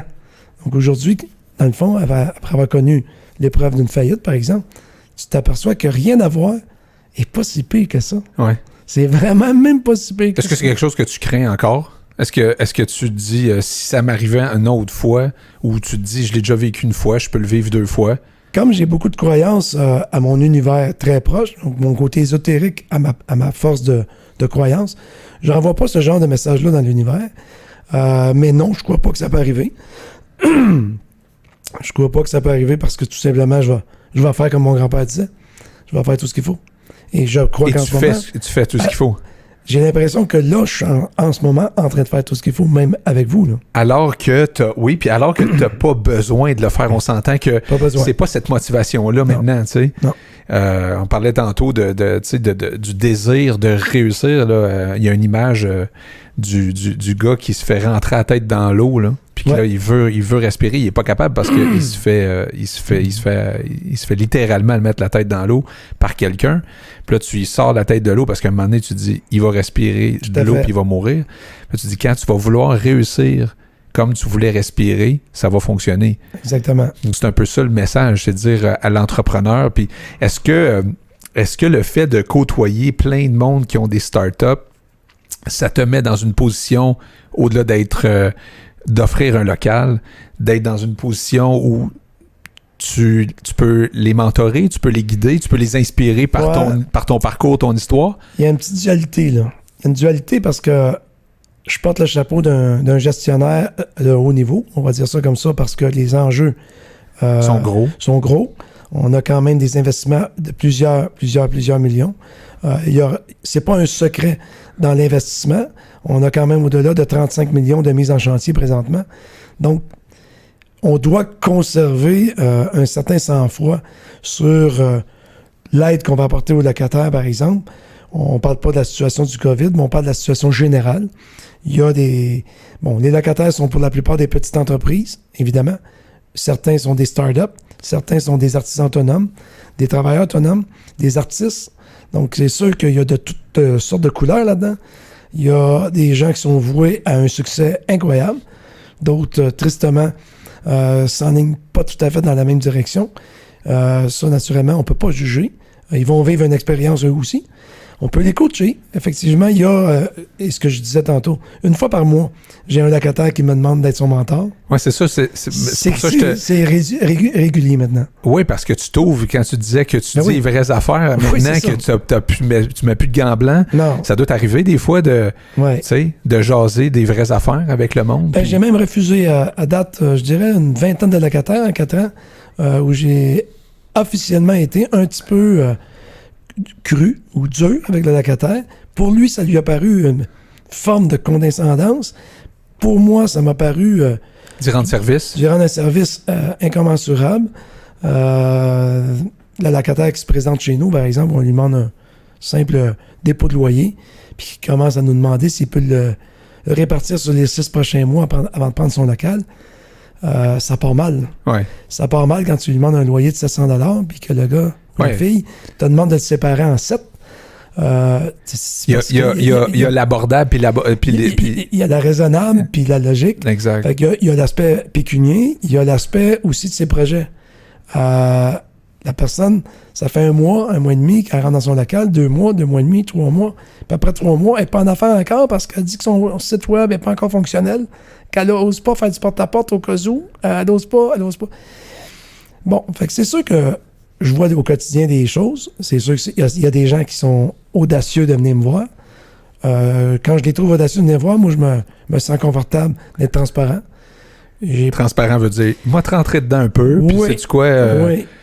T'en feras ce que tu veux après. Ben, la première question que je dis... Parce que ton grand-père t'a rentré dedans, là, je veux dire... lui m'a rentré dedans pendant toute sa vie. c'est ça, fait que... Puis ça t'a rendu service, là. Tu sais, si t'avais pas eu ça, tu serais pas là Il aujourd'hui. y avait toujours 3-4 questions qui étaient quelle heure. Exact. Premièrement, c'est arrivé comment? Deuxièmement, tu te sens comment là-dedans? Puis la troisième, est-ce que tu penses que tu as tout fait pour ça? Exact. Puis ça finissait toujours mal, parce que Ouais. finalement, il avait toujours raison. Puis là, aujourd'hui, je le fais. Je le fais comme mon grand-père l'a fait. Exact.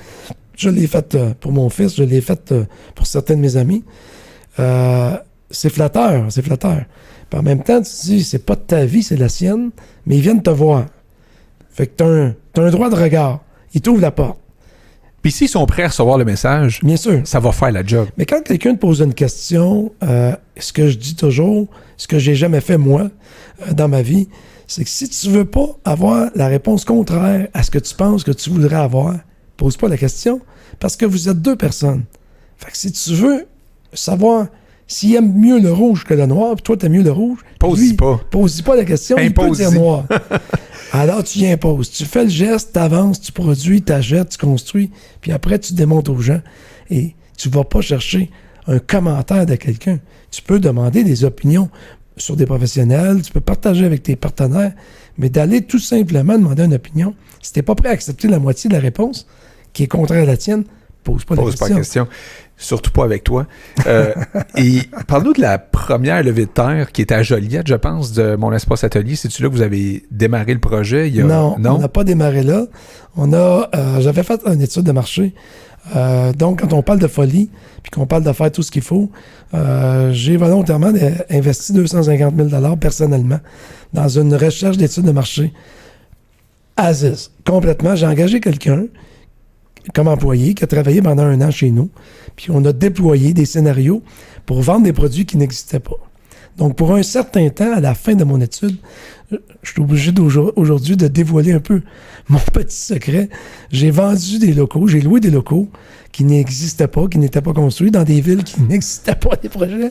Et j'ai signé des baux avec des chèques que j'ai pas encaissés, par contre, mais que j'ai tagué le chèque au bail. Puis là, dans les 3 derniers mois, j'avais loué une 40aine de locaux dans 2 villes pour découvrir que mon produit était pour marcher. Et j'ai finalement commencé le projet avec différentes villes, dont Sainte-Thérèse, Saint-Jérôme et Joliette. Mais j'ai commencé à Sainte-Thérèse. Et la ville de Sainte-Thérèse m'ont refusé le projet. Donc, j'avais loué des locaux à Sainte-Thérèse sur un terrain fictif que j'envisageais, et c'est la ville qui a refusé mon projet. Donc... C'était quoi la raison? Parce qu'ils disaient qu'on construisait des cabanons jardins, puis des mini-entrepôts, ils n'en voulaient pas, puis des bâtiments comme ça, ils n'en voulaient pas, puis c'est des bonnes personnes, les fonctionnaires. Je les ai côtoyés toute ma vie. Je n'aurai pas de jugement sur eux en public, ni personnel. Seulement qu'ils sont eux-mêmes très encadrés dans des carcans où ils ont l'obligation de performer un peu moins. Ils sont moins tight dans leur obligation de performer. Puis sont souvent mal encadrés ou mal gérés par d'autres gens qui sont souvent qui procrastinent, ou de la vieille génération. Un fonctionnaire de 40 ans de métier ou de 35, on en voit encore. C'est pas eux qui vont vouloir développer de la nouveauté. Ils vont préférer quelque chose de tranquille. Puis de façon générale, c'est un constat, c'est pas un jugement. Les fonctionnaires en général, dans des villes, vont essayer de voir les choses faciles. Si c'est compliqué, là, ça se peut que ce soit des obstacles pour nous, pour eux. Avec le temps, évidemment, ils vont découvrir que Mon Espace Atelier est un incubateur tellement de haut niveau que ça devient leur rêve de vie. Parce que Ça a changé de bord complètement. En 5 ans, ça a complètement changé de bord. Ça a pris 4 ans à peu près, 4 grosses années. Puis pourquoi ces petites villes-là, pourquoi pas Montréal, pourquoi pas Laval, pourquoi vous êtes en périphérie des grandes villes? Bon, ben, premièrement, au niveau des villes, c'est une bonne question. On a commencé par Sainte-Thérèse, ils nous ont refusé. On est allé à Saint-Jérôme, ils nous ont refusé. On est allé à Joliette et on s'est retrouvé dans un milieu un peu plus rural. On va se le dire, Joliette, à part de la ville de Joliette, l'ensemble de toute l'agglomération, on peut vraiment dire que c'est plus rural. Et dans un contexte plus rural, il y avait beaucoup de facilités d'accessibilité à la ville, d'ouverture d'esprit. Il était bien ouvert à bien divers projets.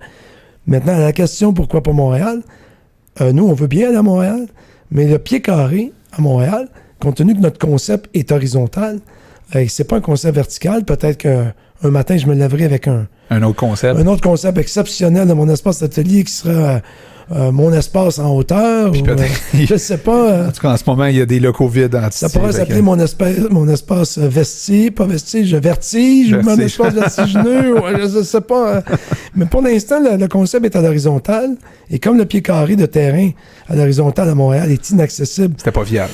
Pour à peu près 98% de la population commerciale en développement, il n'y a que les grosses entreprises internationales qui se permettent un pied carré. On parle de propriétaires. Ouais. Donc, Montréal, centre, impossible. Si on regarde Montréal-Est, par exemple, pour être au 30, c'est faisable, c'est envisageable. On est déjà à Vaudreuil, qui n'est pas Montréal, mais qui est la pointe ouest de l'île. Quand vous dites vous êtes déjà à Vaudreuil, c'est bâti déjà? Ouais, on est en train de livrer, là. OK. On est en train de livrer déjà nos premiers 42 locataires. Et on s'en va vers une phase 2, phase 3, etc. Déjà, le Beaconsfield, Kirkland, West Island, c'est faisable. Il y a du terrain pour nous qui nous attend.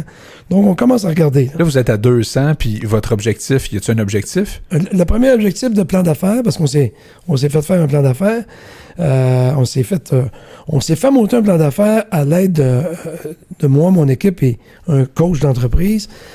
Évidemment, encore une fois, toujours sur les consignes de mon grand-père, j'ai rencontré et j'ai cogné à la porte de Robert Despatie.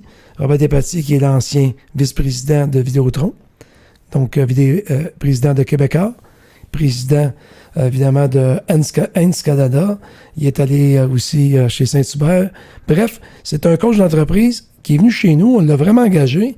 Et après 6 mois de travail ensemble, il a tellement aimé l'entreprise qu'il a investi beaucoup de sous chez nous. Robert Despatie est un investisseur majeur chez nous. Et puis, en plus, c'est notre coach d'entreprise. Et notre plan d'affaires nous amène à 1200 portes sur un 30 bâtiments en l'espace de 10 ans.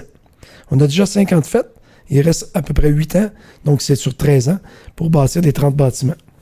Puis c'est quoi la recette du succès? Parce que, tu sais, le colonel Sanders, il n'a jamais voulu dévoiler son épice magique. Tout comme la caramel. Quoique je mange pas je mange pas de poulet frit Kentucky, mais bon. Mais la caramel aussi, elle a un secret. Elle a un secret? Il y a un secret dans mon espace atelier? Oui, il y a un secret. Et contrairement au colonel Sanders ou à la caramel, c'est un secret qui se comprend, qui se voit. Mais c'est pas un secret qui peut se copier. Parce que ça n'a rien à voir avec le bâtiment. Les bâtiments à mon espace atelier ne gagneront jamais de prix pour être les plus beaux bâtiments. On n'a pas visé. Non, parce que je peux carrément prendre une photo de la bâtisse ici, puis d'essayer de la recopier. Là. Un bon architecte va prendre quelques photos avec les équipements qu'ils ont aujourd'hui, même à distance. Ils vont prendre la photo, ils vont la recopier à la mesure. Puis il y en a qui ont dû essayer de le faire. Il y a des gens qui n'ont pas tenté de copier le bâtiment, mais copier le concept. C'est là que ça se gâte un peu. Parce que le secret, il n'est pas dans le bâtiment. Il est dans la recette du concept. Et c'est pas un secret qui doit rester tabou. Dans le fond, c'est que le propriétaire traditionnel de bâtiments de gestion n'a pas toutes les connaissances en sa personne et en son entourage immédiat pour développer autant d'efforts à vouloir autant être missionnaire pour la jeune entreprise.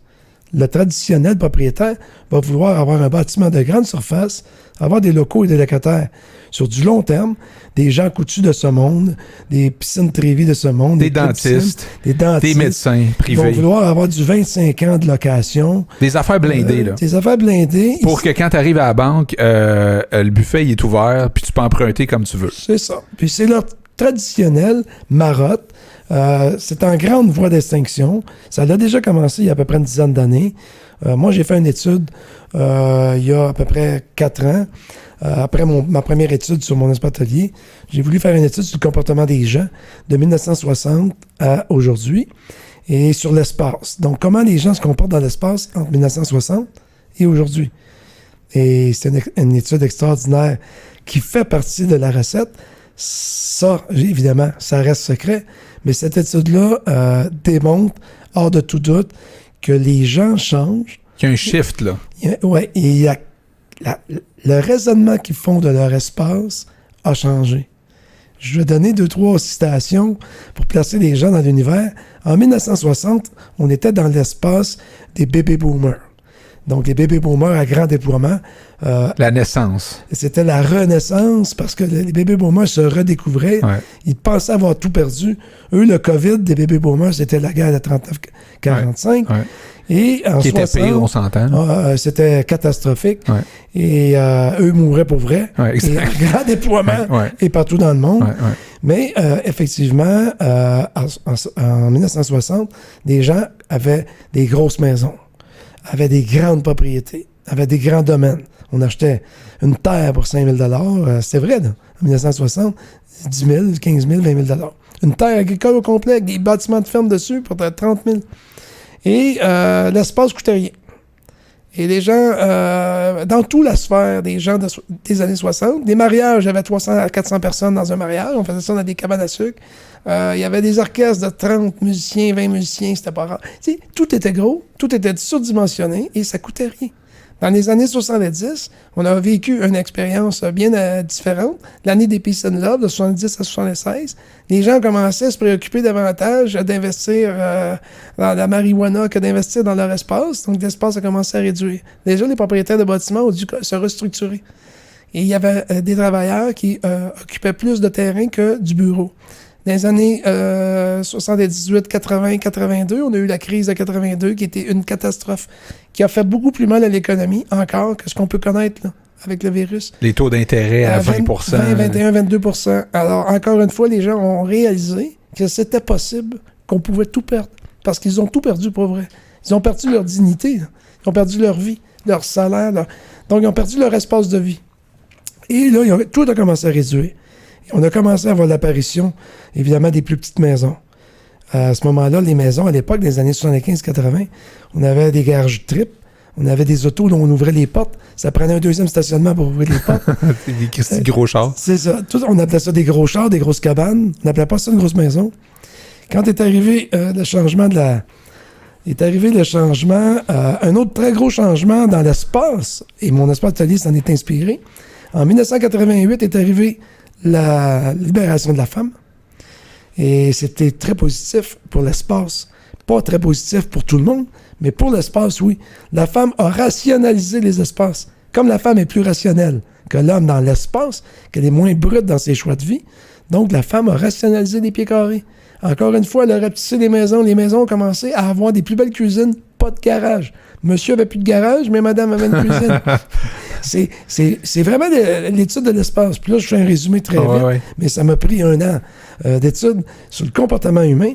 Après, on a eu la crise de 90. Après ça, on a eu la crise de 92, qui étaient des crises économiques un peu embêtantes.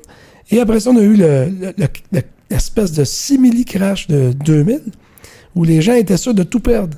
Mais cette fois-là, ils ne voulaient pas se faire prendre. Fait qu'ils avaient déjà commencé à s'auto-mutiler dans les années 96, en sachant qu'en 2000, tout était pour péter. Donc, en 96, on a vu l'arrivée des condos, on a vu l'arrivée des maisons de ville, on a vu l'arrivée des semi-détachés, plus de garage, des maisons plus de sous-sol. Alors, tout l'espace était encore vraiment en question. Et c'est là qu'a commencé la décroissance des grands espaces. Donc, les 10 000 pieds carrés sont devenus des 5 000, les 5 000 devenus des 2 500, et ainsi de suite. Quand est arrivé le boom, l'espèce de crash imaginaire de 2000, c'est incroyable. Je ne sais pas si vous l'avez vécu de votre côté, de quelle façon vous l'avez vécu, mais c'est pas si lointain. Mais moi, je me rappelle qu'il était minuit moins 2 minutes. On était dans le salon à Noël, à jour de l'an. Il y a eu un silence comme ça. Pendant 2 minutes, on était sûr qu'on était pour mourir. Ma femme pleurait. Tout le monde se tenait par la main. Sérieux? Le bug de l'an 2000, là. Le bug de l'an 2000, j'étais pas tout seul. J'avais 2 couples d'amis qui étaient avec nous. On avait tout fermé parce qu'on était sûr que le feu était pour sortir par les prises.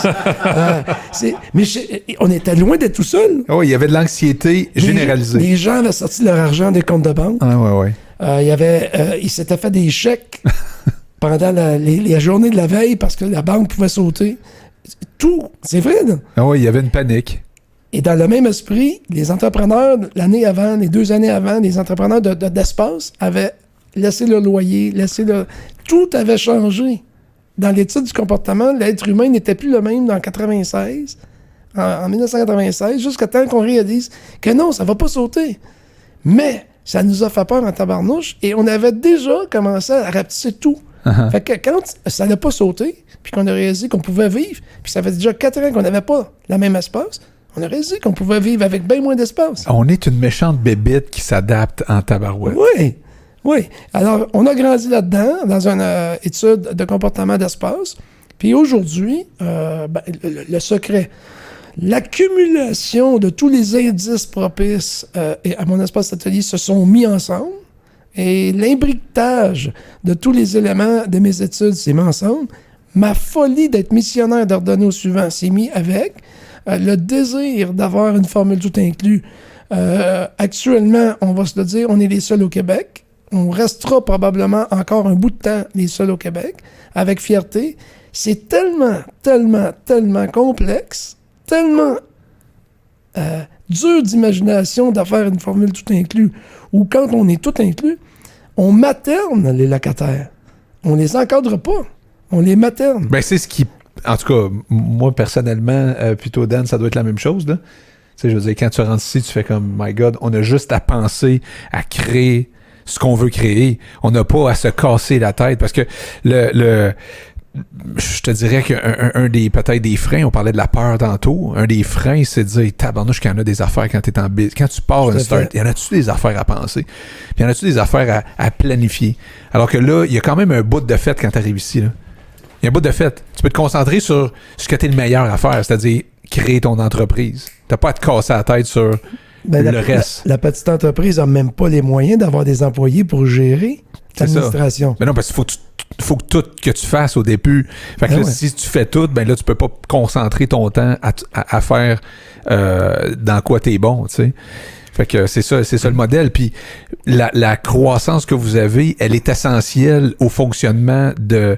Tu sais, dans le secret de la réussite, il y a cette croissance-là obligatoire. Tu peux pas dire, ben là, regarde, moi, j'ai 200 locataires, hey, on est correct, on arrête ça là.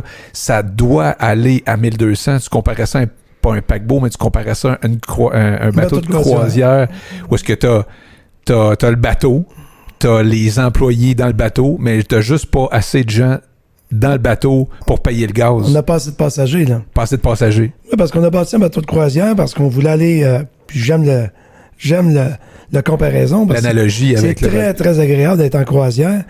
Premièrement, c'était. Ça va le redevenir, parce que ça l'est toujours. Une croisière peut se faire même dans notre tête, là. Mais une belle croisière se fait dans un 360, la liberté de fonctionner. Donc, on a bâti le bateau, on a rentré l'équipage. Il nous manque maintenant des passagers, évidemment, et pour cause, parce que l'objectif numéro 1 de mon espace d'atelier, c'était mon objectif personnel. Moi, j'avais le désir d'être un missionnaire, mais pas un pauvre missionnaire. Je voudrais pas être comme Mère Teresa, mais apparemment qu'elle est morte riche, par exemple, mais elle est morte ratatinée, elle a eu bien de la misère. Je veux pas te donner cette misère-là, mais je voudrais quand même être un missionnaire comme elle pour donner au suivant. Et pour ça, j'aimerais accompagner toute la petite entreprise du Québec dans leur démarche d'entrepreneur et dans leur budget et leurs besoins. Ça, c'est la première page de notre plan d'affaires et c'est très important pour moi. Puis tu rentres dans une vibe, le fun. On s'entend que l'entrepreneurship chez le Québécois, c'est en croissance. Ça l'est énormément parce que même les grosses entreprises, et encore une fois, ça n'a rien à voir avec le COVID, évidemment, le COVID ne fait que renforcer les éléments déjà enclenchés. Oui. Mais les grosses entreprises ont de plus en plus encouragé leurs meilleurs employés à quitter avec un bonus de départ et les pousser à réaliser une partie de leur rêve, être entrepreneur. Et souvent, c'est à 36 ans, 40 ans, 45 ans. L'employé performe, gagne un salaire de 100 000 par année, 125 000, mais travaille 40-45 heures dans une shop. Il aimerait ça être un petit peu plus émancipé. Et là, son patron lui propose de lui donner pour un 200 000 ou un 300 000 de job par année, dans lequel lui va pouvoir gérer sa propre job. Ça lui garantit déjà 2 jours par semaine. Avec le reste de son petit bonus, avec le reste de son portefeuille, il voit la lumière au bout du tunnel instantanément. Il se trouve un petit espace chez nous, puis nous, on fait le reste du travail.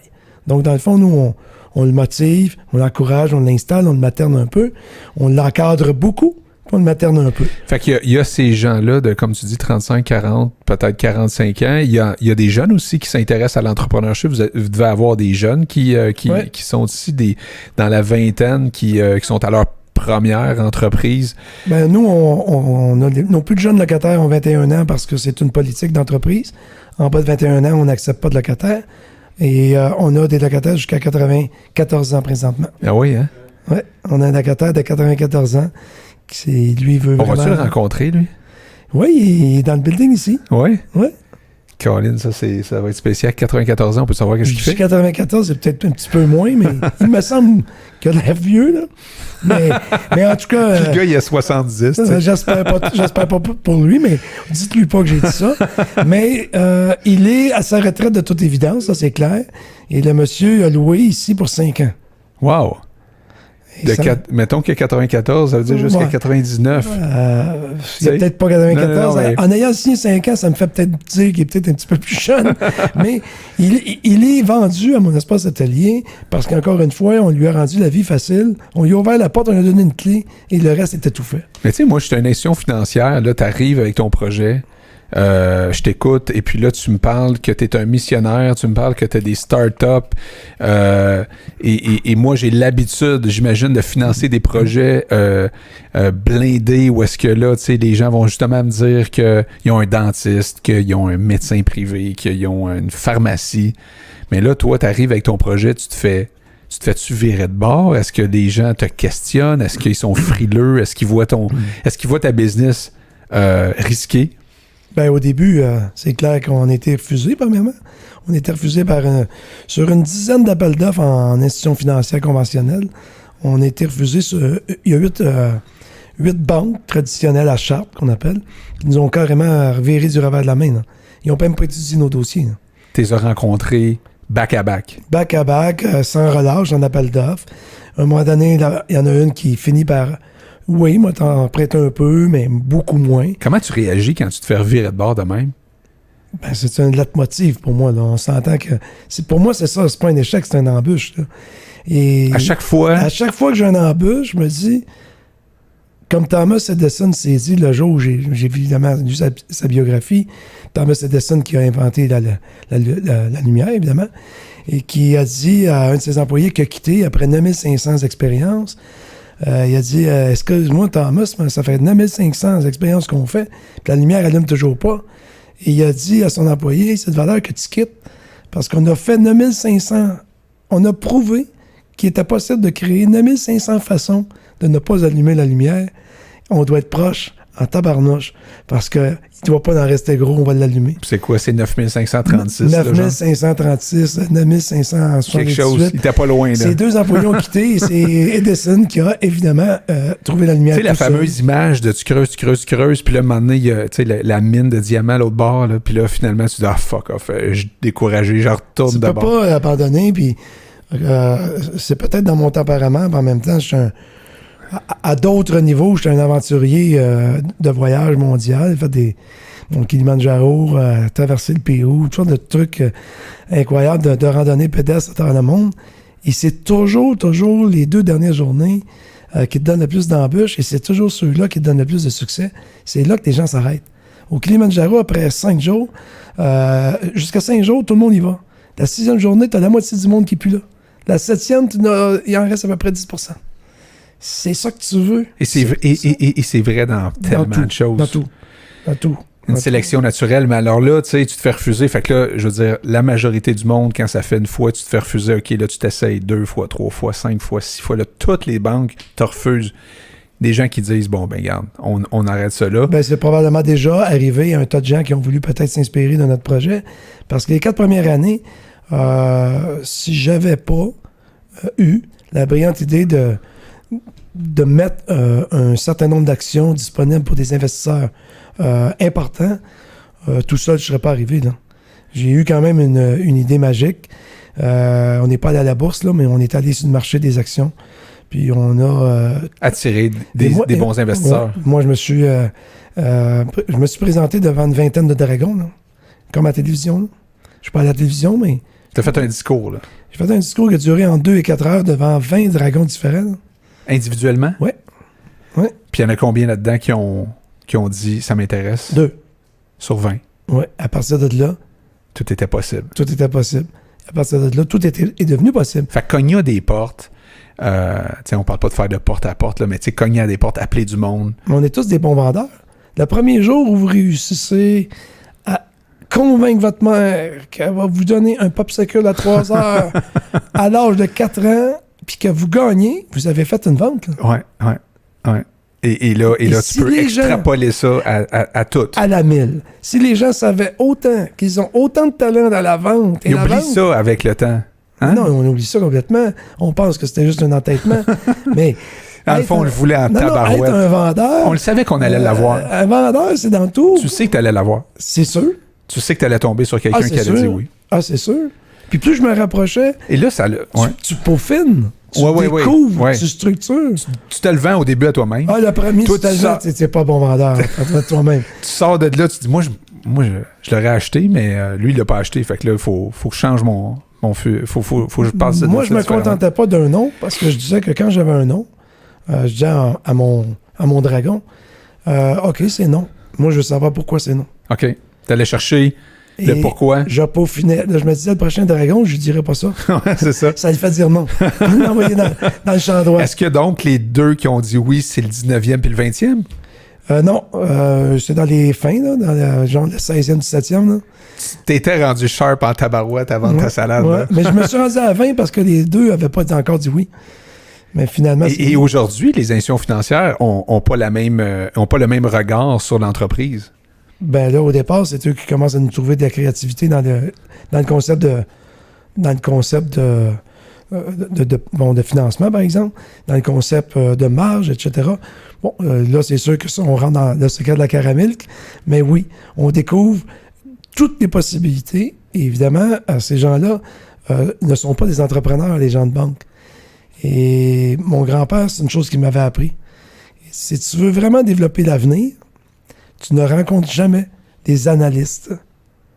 Un analyste de risque, c'est quelqu'un qui regarde l'avenir basé sur le passé. Si tu rencontres un gestionnaire de risque, c'est quelqu'un qui bâtit l'avenir en regardant dans quelle direction tu vas. Alors moi, depuis ce jour-là, j'ai toujours voulu rencontrer que des gens qui géraient l'avenir, pas des gens qui regardaient le passé. C'est pas parce que tu as fait une faillite que tu es un mauvais garçon. C'est pas parce que ton produit aujourd'hui ne développe pas bien que demain il ne sera pas un champion. Faut que tu regardes où on s'en va. Et quand on vit des changements majeurs dans la société, on peut-tu dire que présentement, c'est ce qu'on vit? Si on peut parler pour un instant,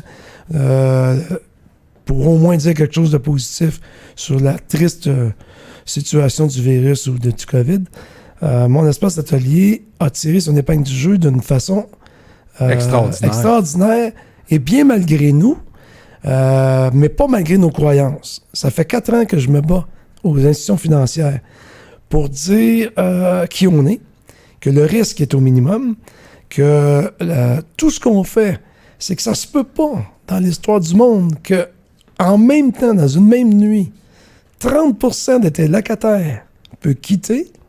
Mais ça se peut que quand tu as juste 4 locataires sur une surface de 50 000 pieds carrés, que quand un locataire quitte, tu as perdu 25% de ton argent. Et c'est ce qui s'est passé. Et ça, les banques ont pris ont pris le pied, là.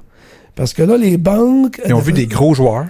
Oui, mais moi, je voudrais pas aujourd'hui, par exemple, être assis dans la chaise d'Ivanhoe Cambridge, par exemple, ou du propriétaire du Carrefour Laval. Exact. Je voudrais pas me retrouver. Je ne sais pas comment ces gens-là se sentent aujourd'hui. Ouais. Parce que c'est des gens qui sont à la bourse aussi. Et c'est Je sais des pas. méga entreprises qui ont vu leur chiffre d'affaires complètement... Non, je sais pas. Non, je sais pas. Mais nous, ici, en toute humilité, mais avec fierté, on n'a aucun locataire dans les 6 derniers mois qui a quitté dû à la COVID. Attribuable au fait que c'est ton bébé, c'est ton rêve, c'est ta passion.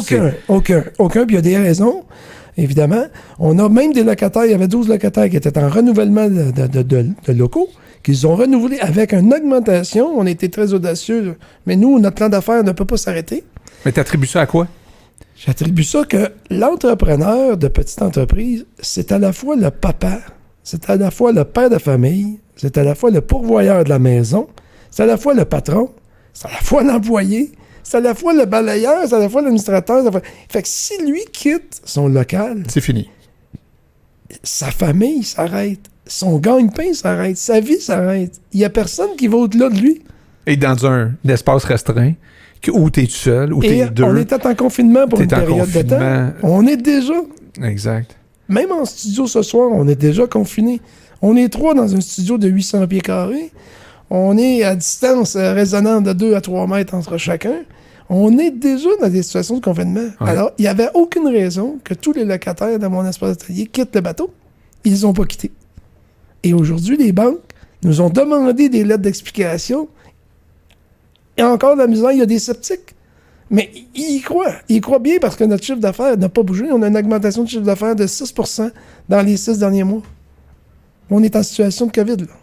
Exactement. Et donc, toi, c'est une consécration, là. Je veux dire, on s'entend que... C'est un aboutissement complet, là. Complet. Puis c'est comme là, bar is open. Vous allez avoir vos 1200. Là. Pour toi, c'est même pas une question de... Là, ça fait plus de doute. Ça fait aucun doute dans ta tête. J'ai jamais eu de plan B, mais j'ai eu des options. Des options sur un projet aligné sur 15 projets, 20 projets, 30 projets.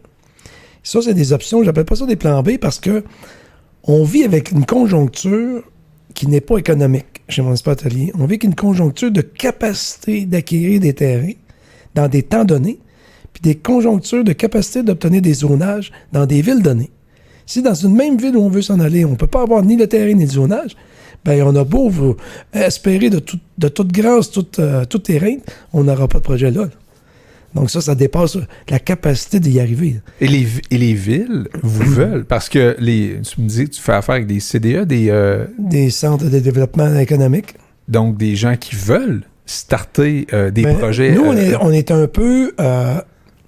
pendant des années, tous les villes qui étaient fiers de leur propre système, avec l'aide du développement économique, ont rêvé d'avoir un incubateur d'entreprise géré par des fonctionnaires.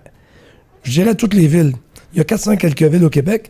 Il y a peut-être une centaine de villes qui ont ce rêve-là. Ouais. Et ces villes-là, dans les 100, 150 villes qui ont le rêve, il y en a peut-être à peu près une quarantaine, une cinquantaine qui l'ont fait. Et sur les 50 qui ont fait le projet, il y en a 45 qui ont fermé. Parce que c'est des incubateurs gérés par des fonctionnaires qui ne sont pas entrepreneurs. Ils ont des belles idées, ils ont de l'argent, ils bâtissent ça sur le dos des citoyens, avec l'argent des citoyens et des payeurs de taxes. Donc, c'est pas une critique, c'est un fait. Et si ça fonctionnait à plein régime, ça serait merveilleux. Mais comme ça fonctionne pas, parce que c'est mal géré, ben ces entreprises-là, ces organismes-là, ces OSBL-là, ferment et ils avaient un but commun avec mon espace atelier, aider la petite entreprise. Ils ont toujours le même but. Mais le fait qu'ils découvrent mon espace atelier, dans un caractère privé, c'est une autoroute, là. Ça les dépasse. Alors, eux se disent, bingo, au lieu de faire un job qu'on est maladroit, je dirais pas complètement incompétent, non, mais parce que ils sont pas en affaires. Ils sont pas en affaires, tout simplement. C'est des bonnes personnes. Ben oui. Ils ont des belles idées. Ils veulent aider. Mais ils travaillent de telle heure à telle heure. Ils sont payés à salaire. Ils font pas ce que mon grand-père disait. Ils font pas tout ce qu'il faut. C'est ça. Ben, ils ont pas besoin. Non, mais ils n'ont pas besoin. Tu sais, la réalité, c'est quand tu es payé à la semaine, Tu rentres chez vous le soir, tu as d'autres préoccupations. Ils n'ont pas cette obligation-là de performance. Non, puis le soir, quand tu rentres chez vous, tu n'as pas la préoccupation. Non. Tu as d'autres préoccupations. Toi, quand tu rentres chez vous le soir... Je suis encore à mon espace d'atelier. Ça roule. L'hamster, il roule tout le temps. Oui. Et donc, ça a donné un résultat que ces villes-là ont découvert que c'était possible de travailler avec le privé et de nous voir grandir dans leur ville. Fait que c'est sûr que maintenant, on est en réputation, continuellement de notoriété. Notre notoriété a atteint un niveau de base. C'est-à-dire que à partir de maintenant, ce n'est plus surprenant de voir une ville nous appeler. Et on est fiers de ça à tous les coups. Il y a un tapis rouge qui se déroule. Il y a un tapis rouge parce que les villes sont... Écoute, ça marche là. Ça marche à Vaudreuil. Nous autres, on le veut chez nous. On le veut, là. C'est la ville de Vaudreuil qui sont venus nous chercher. Là, pas de suite, parce que là, il faut que tu gères ta croissance aussi. À Vaudreuil, c'est la ville qui sont venus nous chercher. À Mascouche, c'est la ville qui sont venus nous chercher. On se dirige dans d'autres villes pour l'instant qu'on tient encore secret. Confidentiel, mais... Parce qu'on est pour parler de développer. Mais on est déjà sur 5 projets de 5 villes différentes actuellement au Québec, dans le Grand Montréal métropolitain.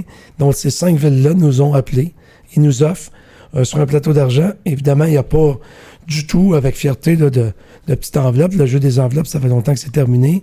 On n'est plus là du tout dans l'espace-temps. Mon espace d'atelier n'a jamais adhéré à ça. On n'a jamais eu besoin de passer par... tourner coin rond, là. Non, pas du tout. On a eu besoin de travailler très fort pour démontrer qu'on était un incubateur de tout doute qui gérait bien la petite entreprise. Et il n'y a pas une ville qui pourrait se passer de mon espace d'atelier maintenant. C'est très agréable, honnêtement. C'est un vrai cours, je sais pas, là, les gens qui écoutent ça jusqu'à présent, c'est un vrai cours d'entrepreneurship, là. Il y a un truc, parce qu'on va finir quand même bientôt le podcast, mais il y a une couple de trucs que j'aimerais parler avant de terminer. Il y a un moment donné où est-ce que j'étais avec toi, je pense que j'étais avec Daniel, on est avec Sylvie, Laurence, et puis là, il y a ton cellulaire, puis d'ailleurs, on apprécie que les cellulaires soient fermés, parce qu'on est du monde que si on ouvre nos cellulaires, on le sait qu'on peut être dérangé, là. Puis c'est pas le mot déranger. Le mot déranger est pas bon. Tu sais, je pense que si tu acceptes de prendre l'appel, c'est parce que tu déranges personne. Puis sinon, il y a une boîte vocale.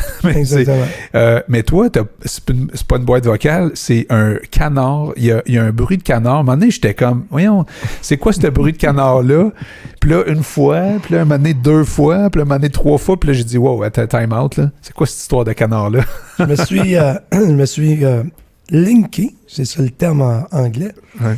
J'ai linké tout le réseau de demandes en ligne, de tous les appels téléphoniques et de tous les inscriptions en ligne des gens qui veulent louer des locaux chez mon espace atelier. Je me suis linké en me donnant un son de canard, évidemment, un son qui était coloré, parce que tous les jours, ce son-là, c'est mon essence dans mon auto. Parce que je sais que quand le canard sonne, il y a forcément quelqu'un qui va louer un espace chez mon espace atelier à très court terme. À un moment donné, le canard, il sonnait pas souvent. Au début, non. Mais de plus en plus. Puis là, c'est combien de fois par jour que ça sonne, cette histoire-là? Ben là, on est sorti de la vacance d'été. On estime qu'on est sorti d'une espèce de tempête virus aussi. Il y a quand même une grosse masse de population qui s'est remis à l'ouvrage, là, ouais. Malgré toutes les consignes. Mais avec ces consignes-là, justement, c'est en action. Ça sonne de 10 à 15 fois par jour facilement maintenant. Puis en général, dans l'activité maximum, là, je dirais dans 2-3 semaines, c'est 25 fois par jour.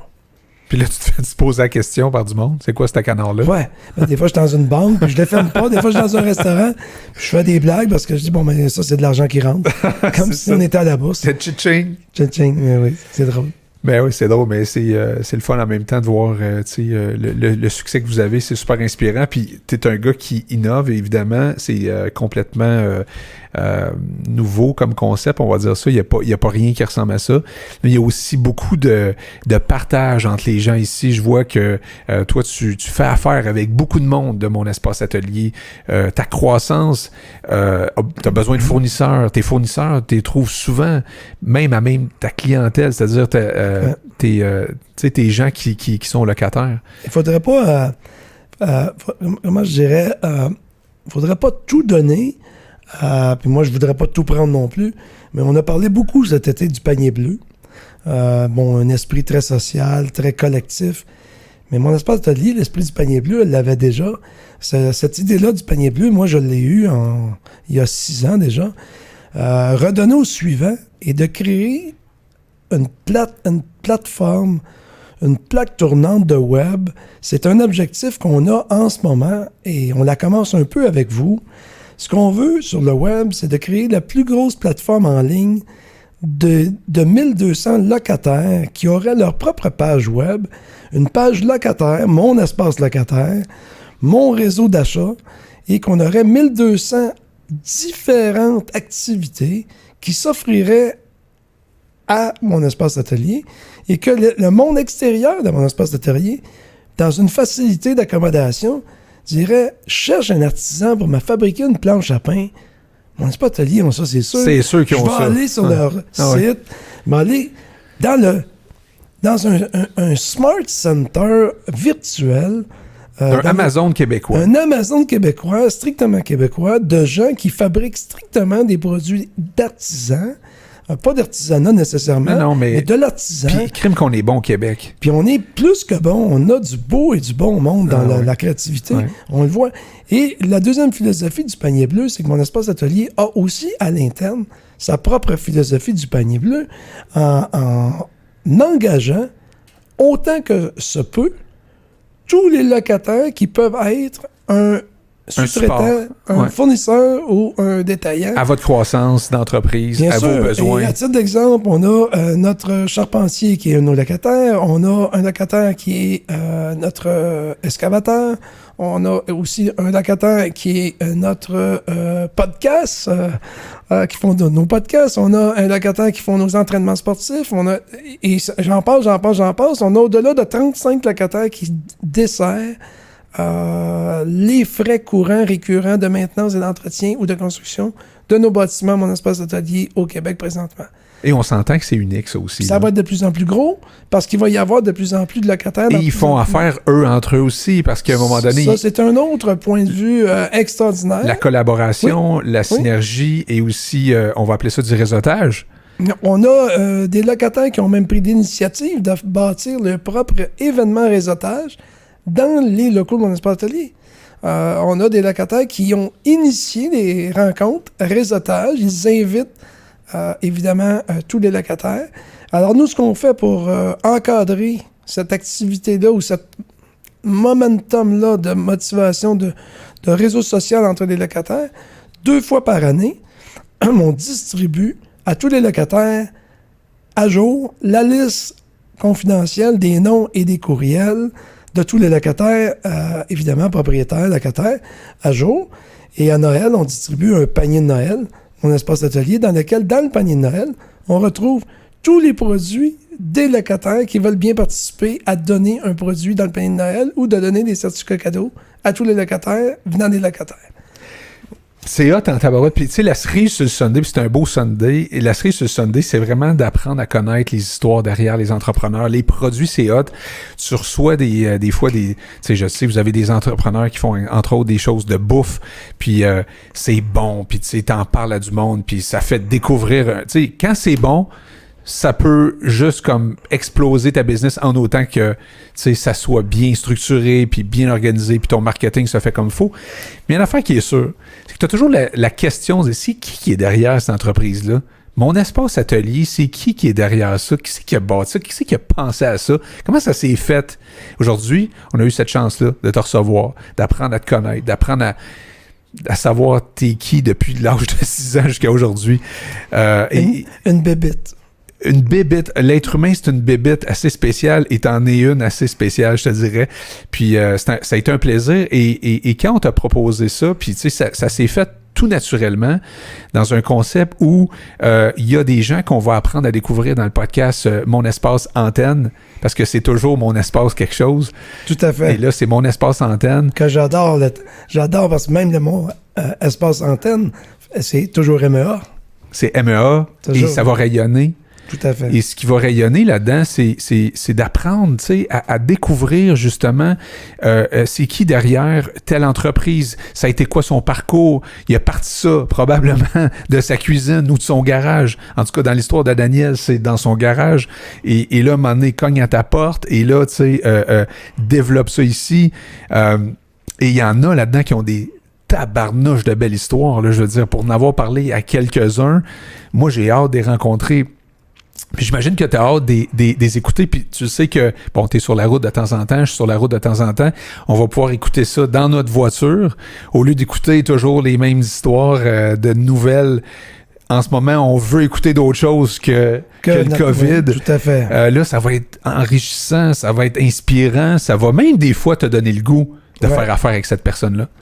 Ça se peut, ça. Ça se peut, certain. Et donc, ça va être vraiment intéressant de faire ce podcast-là avec vous autres.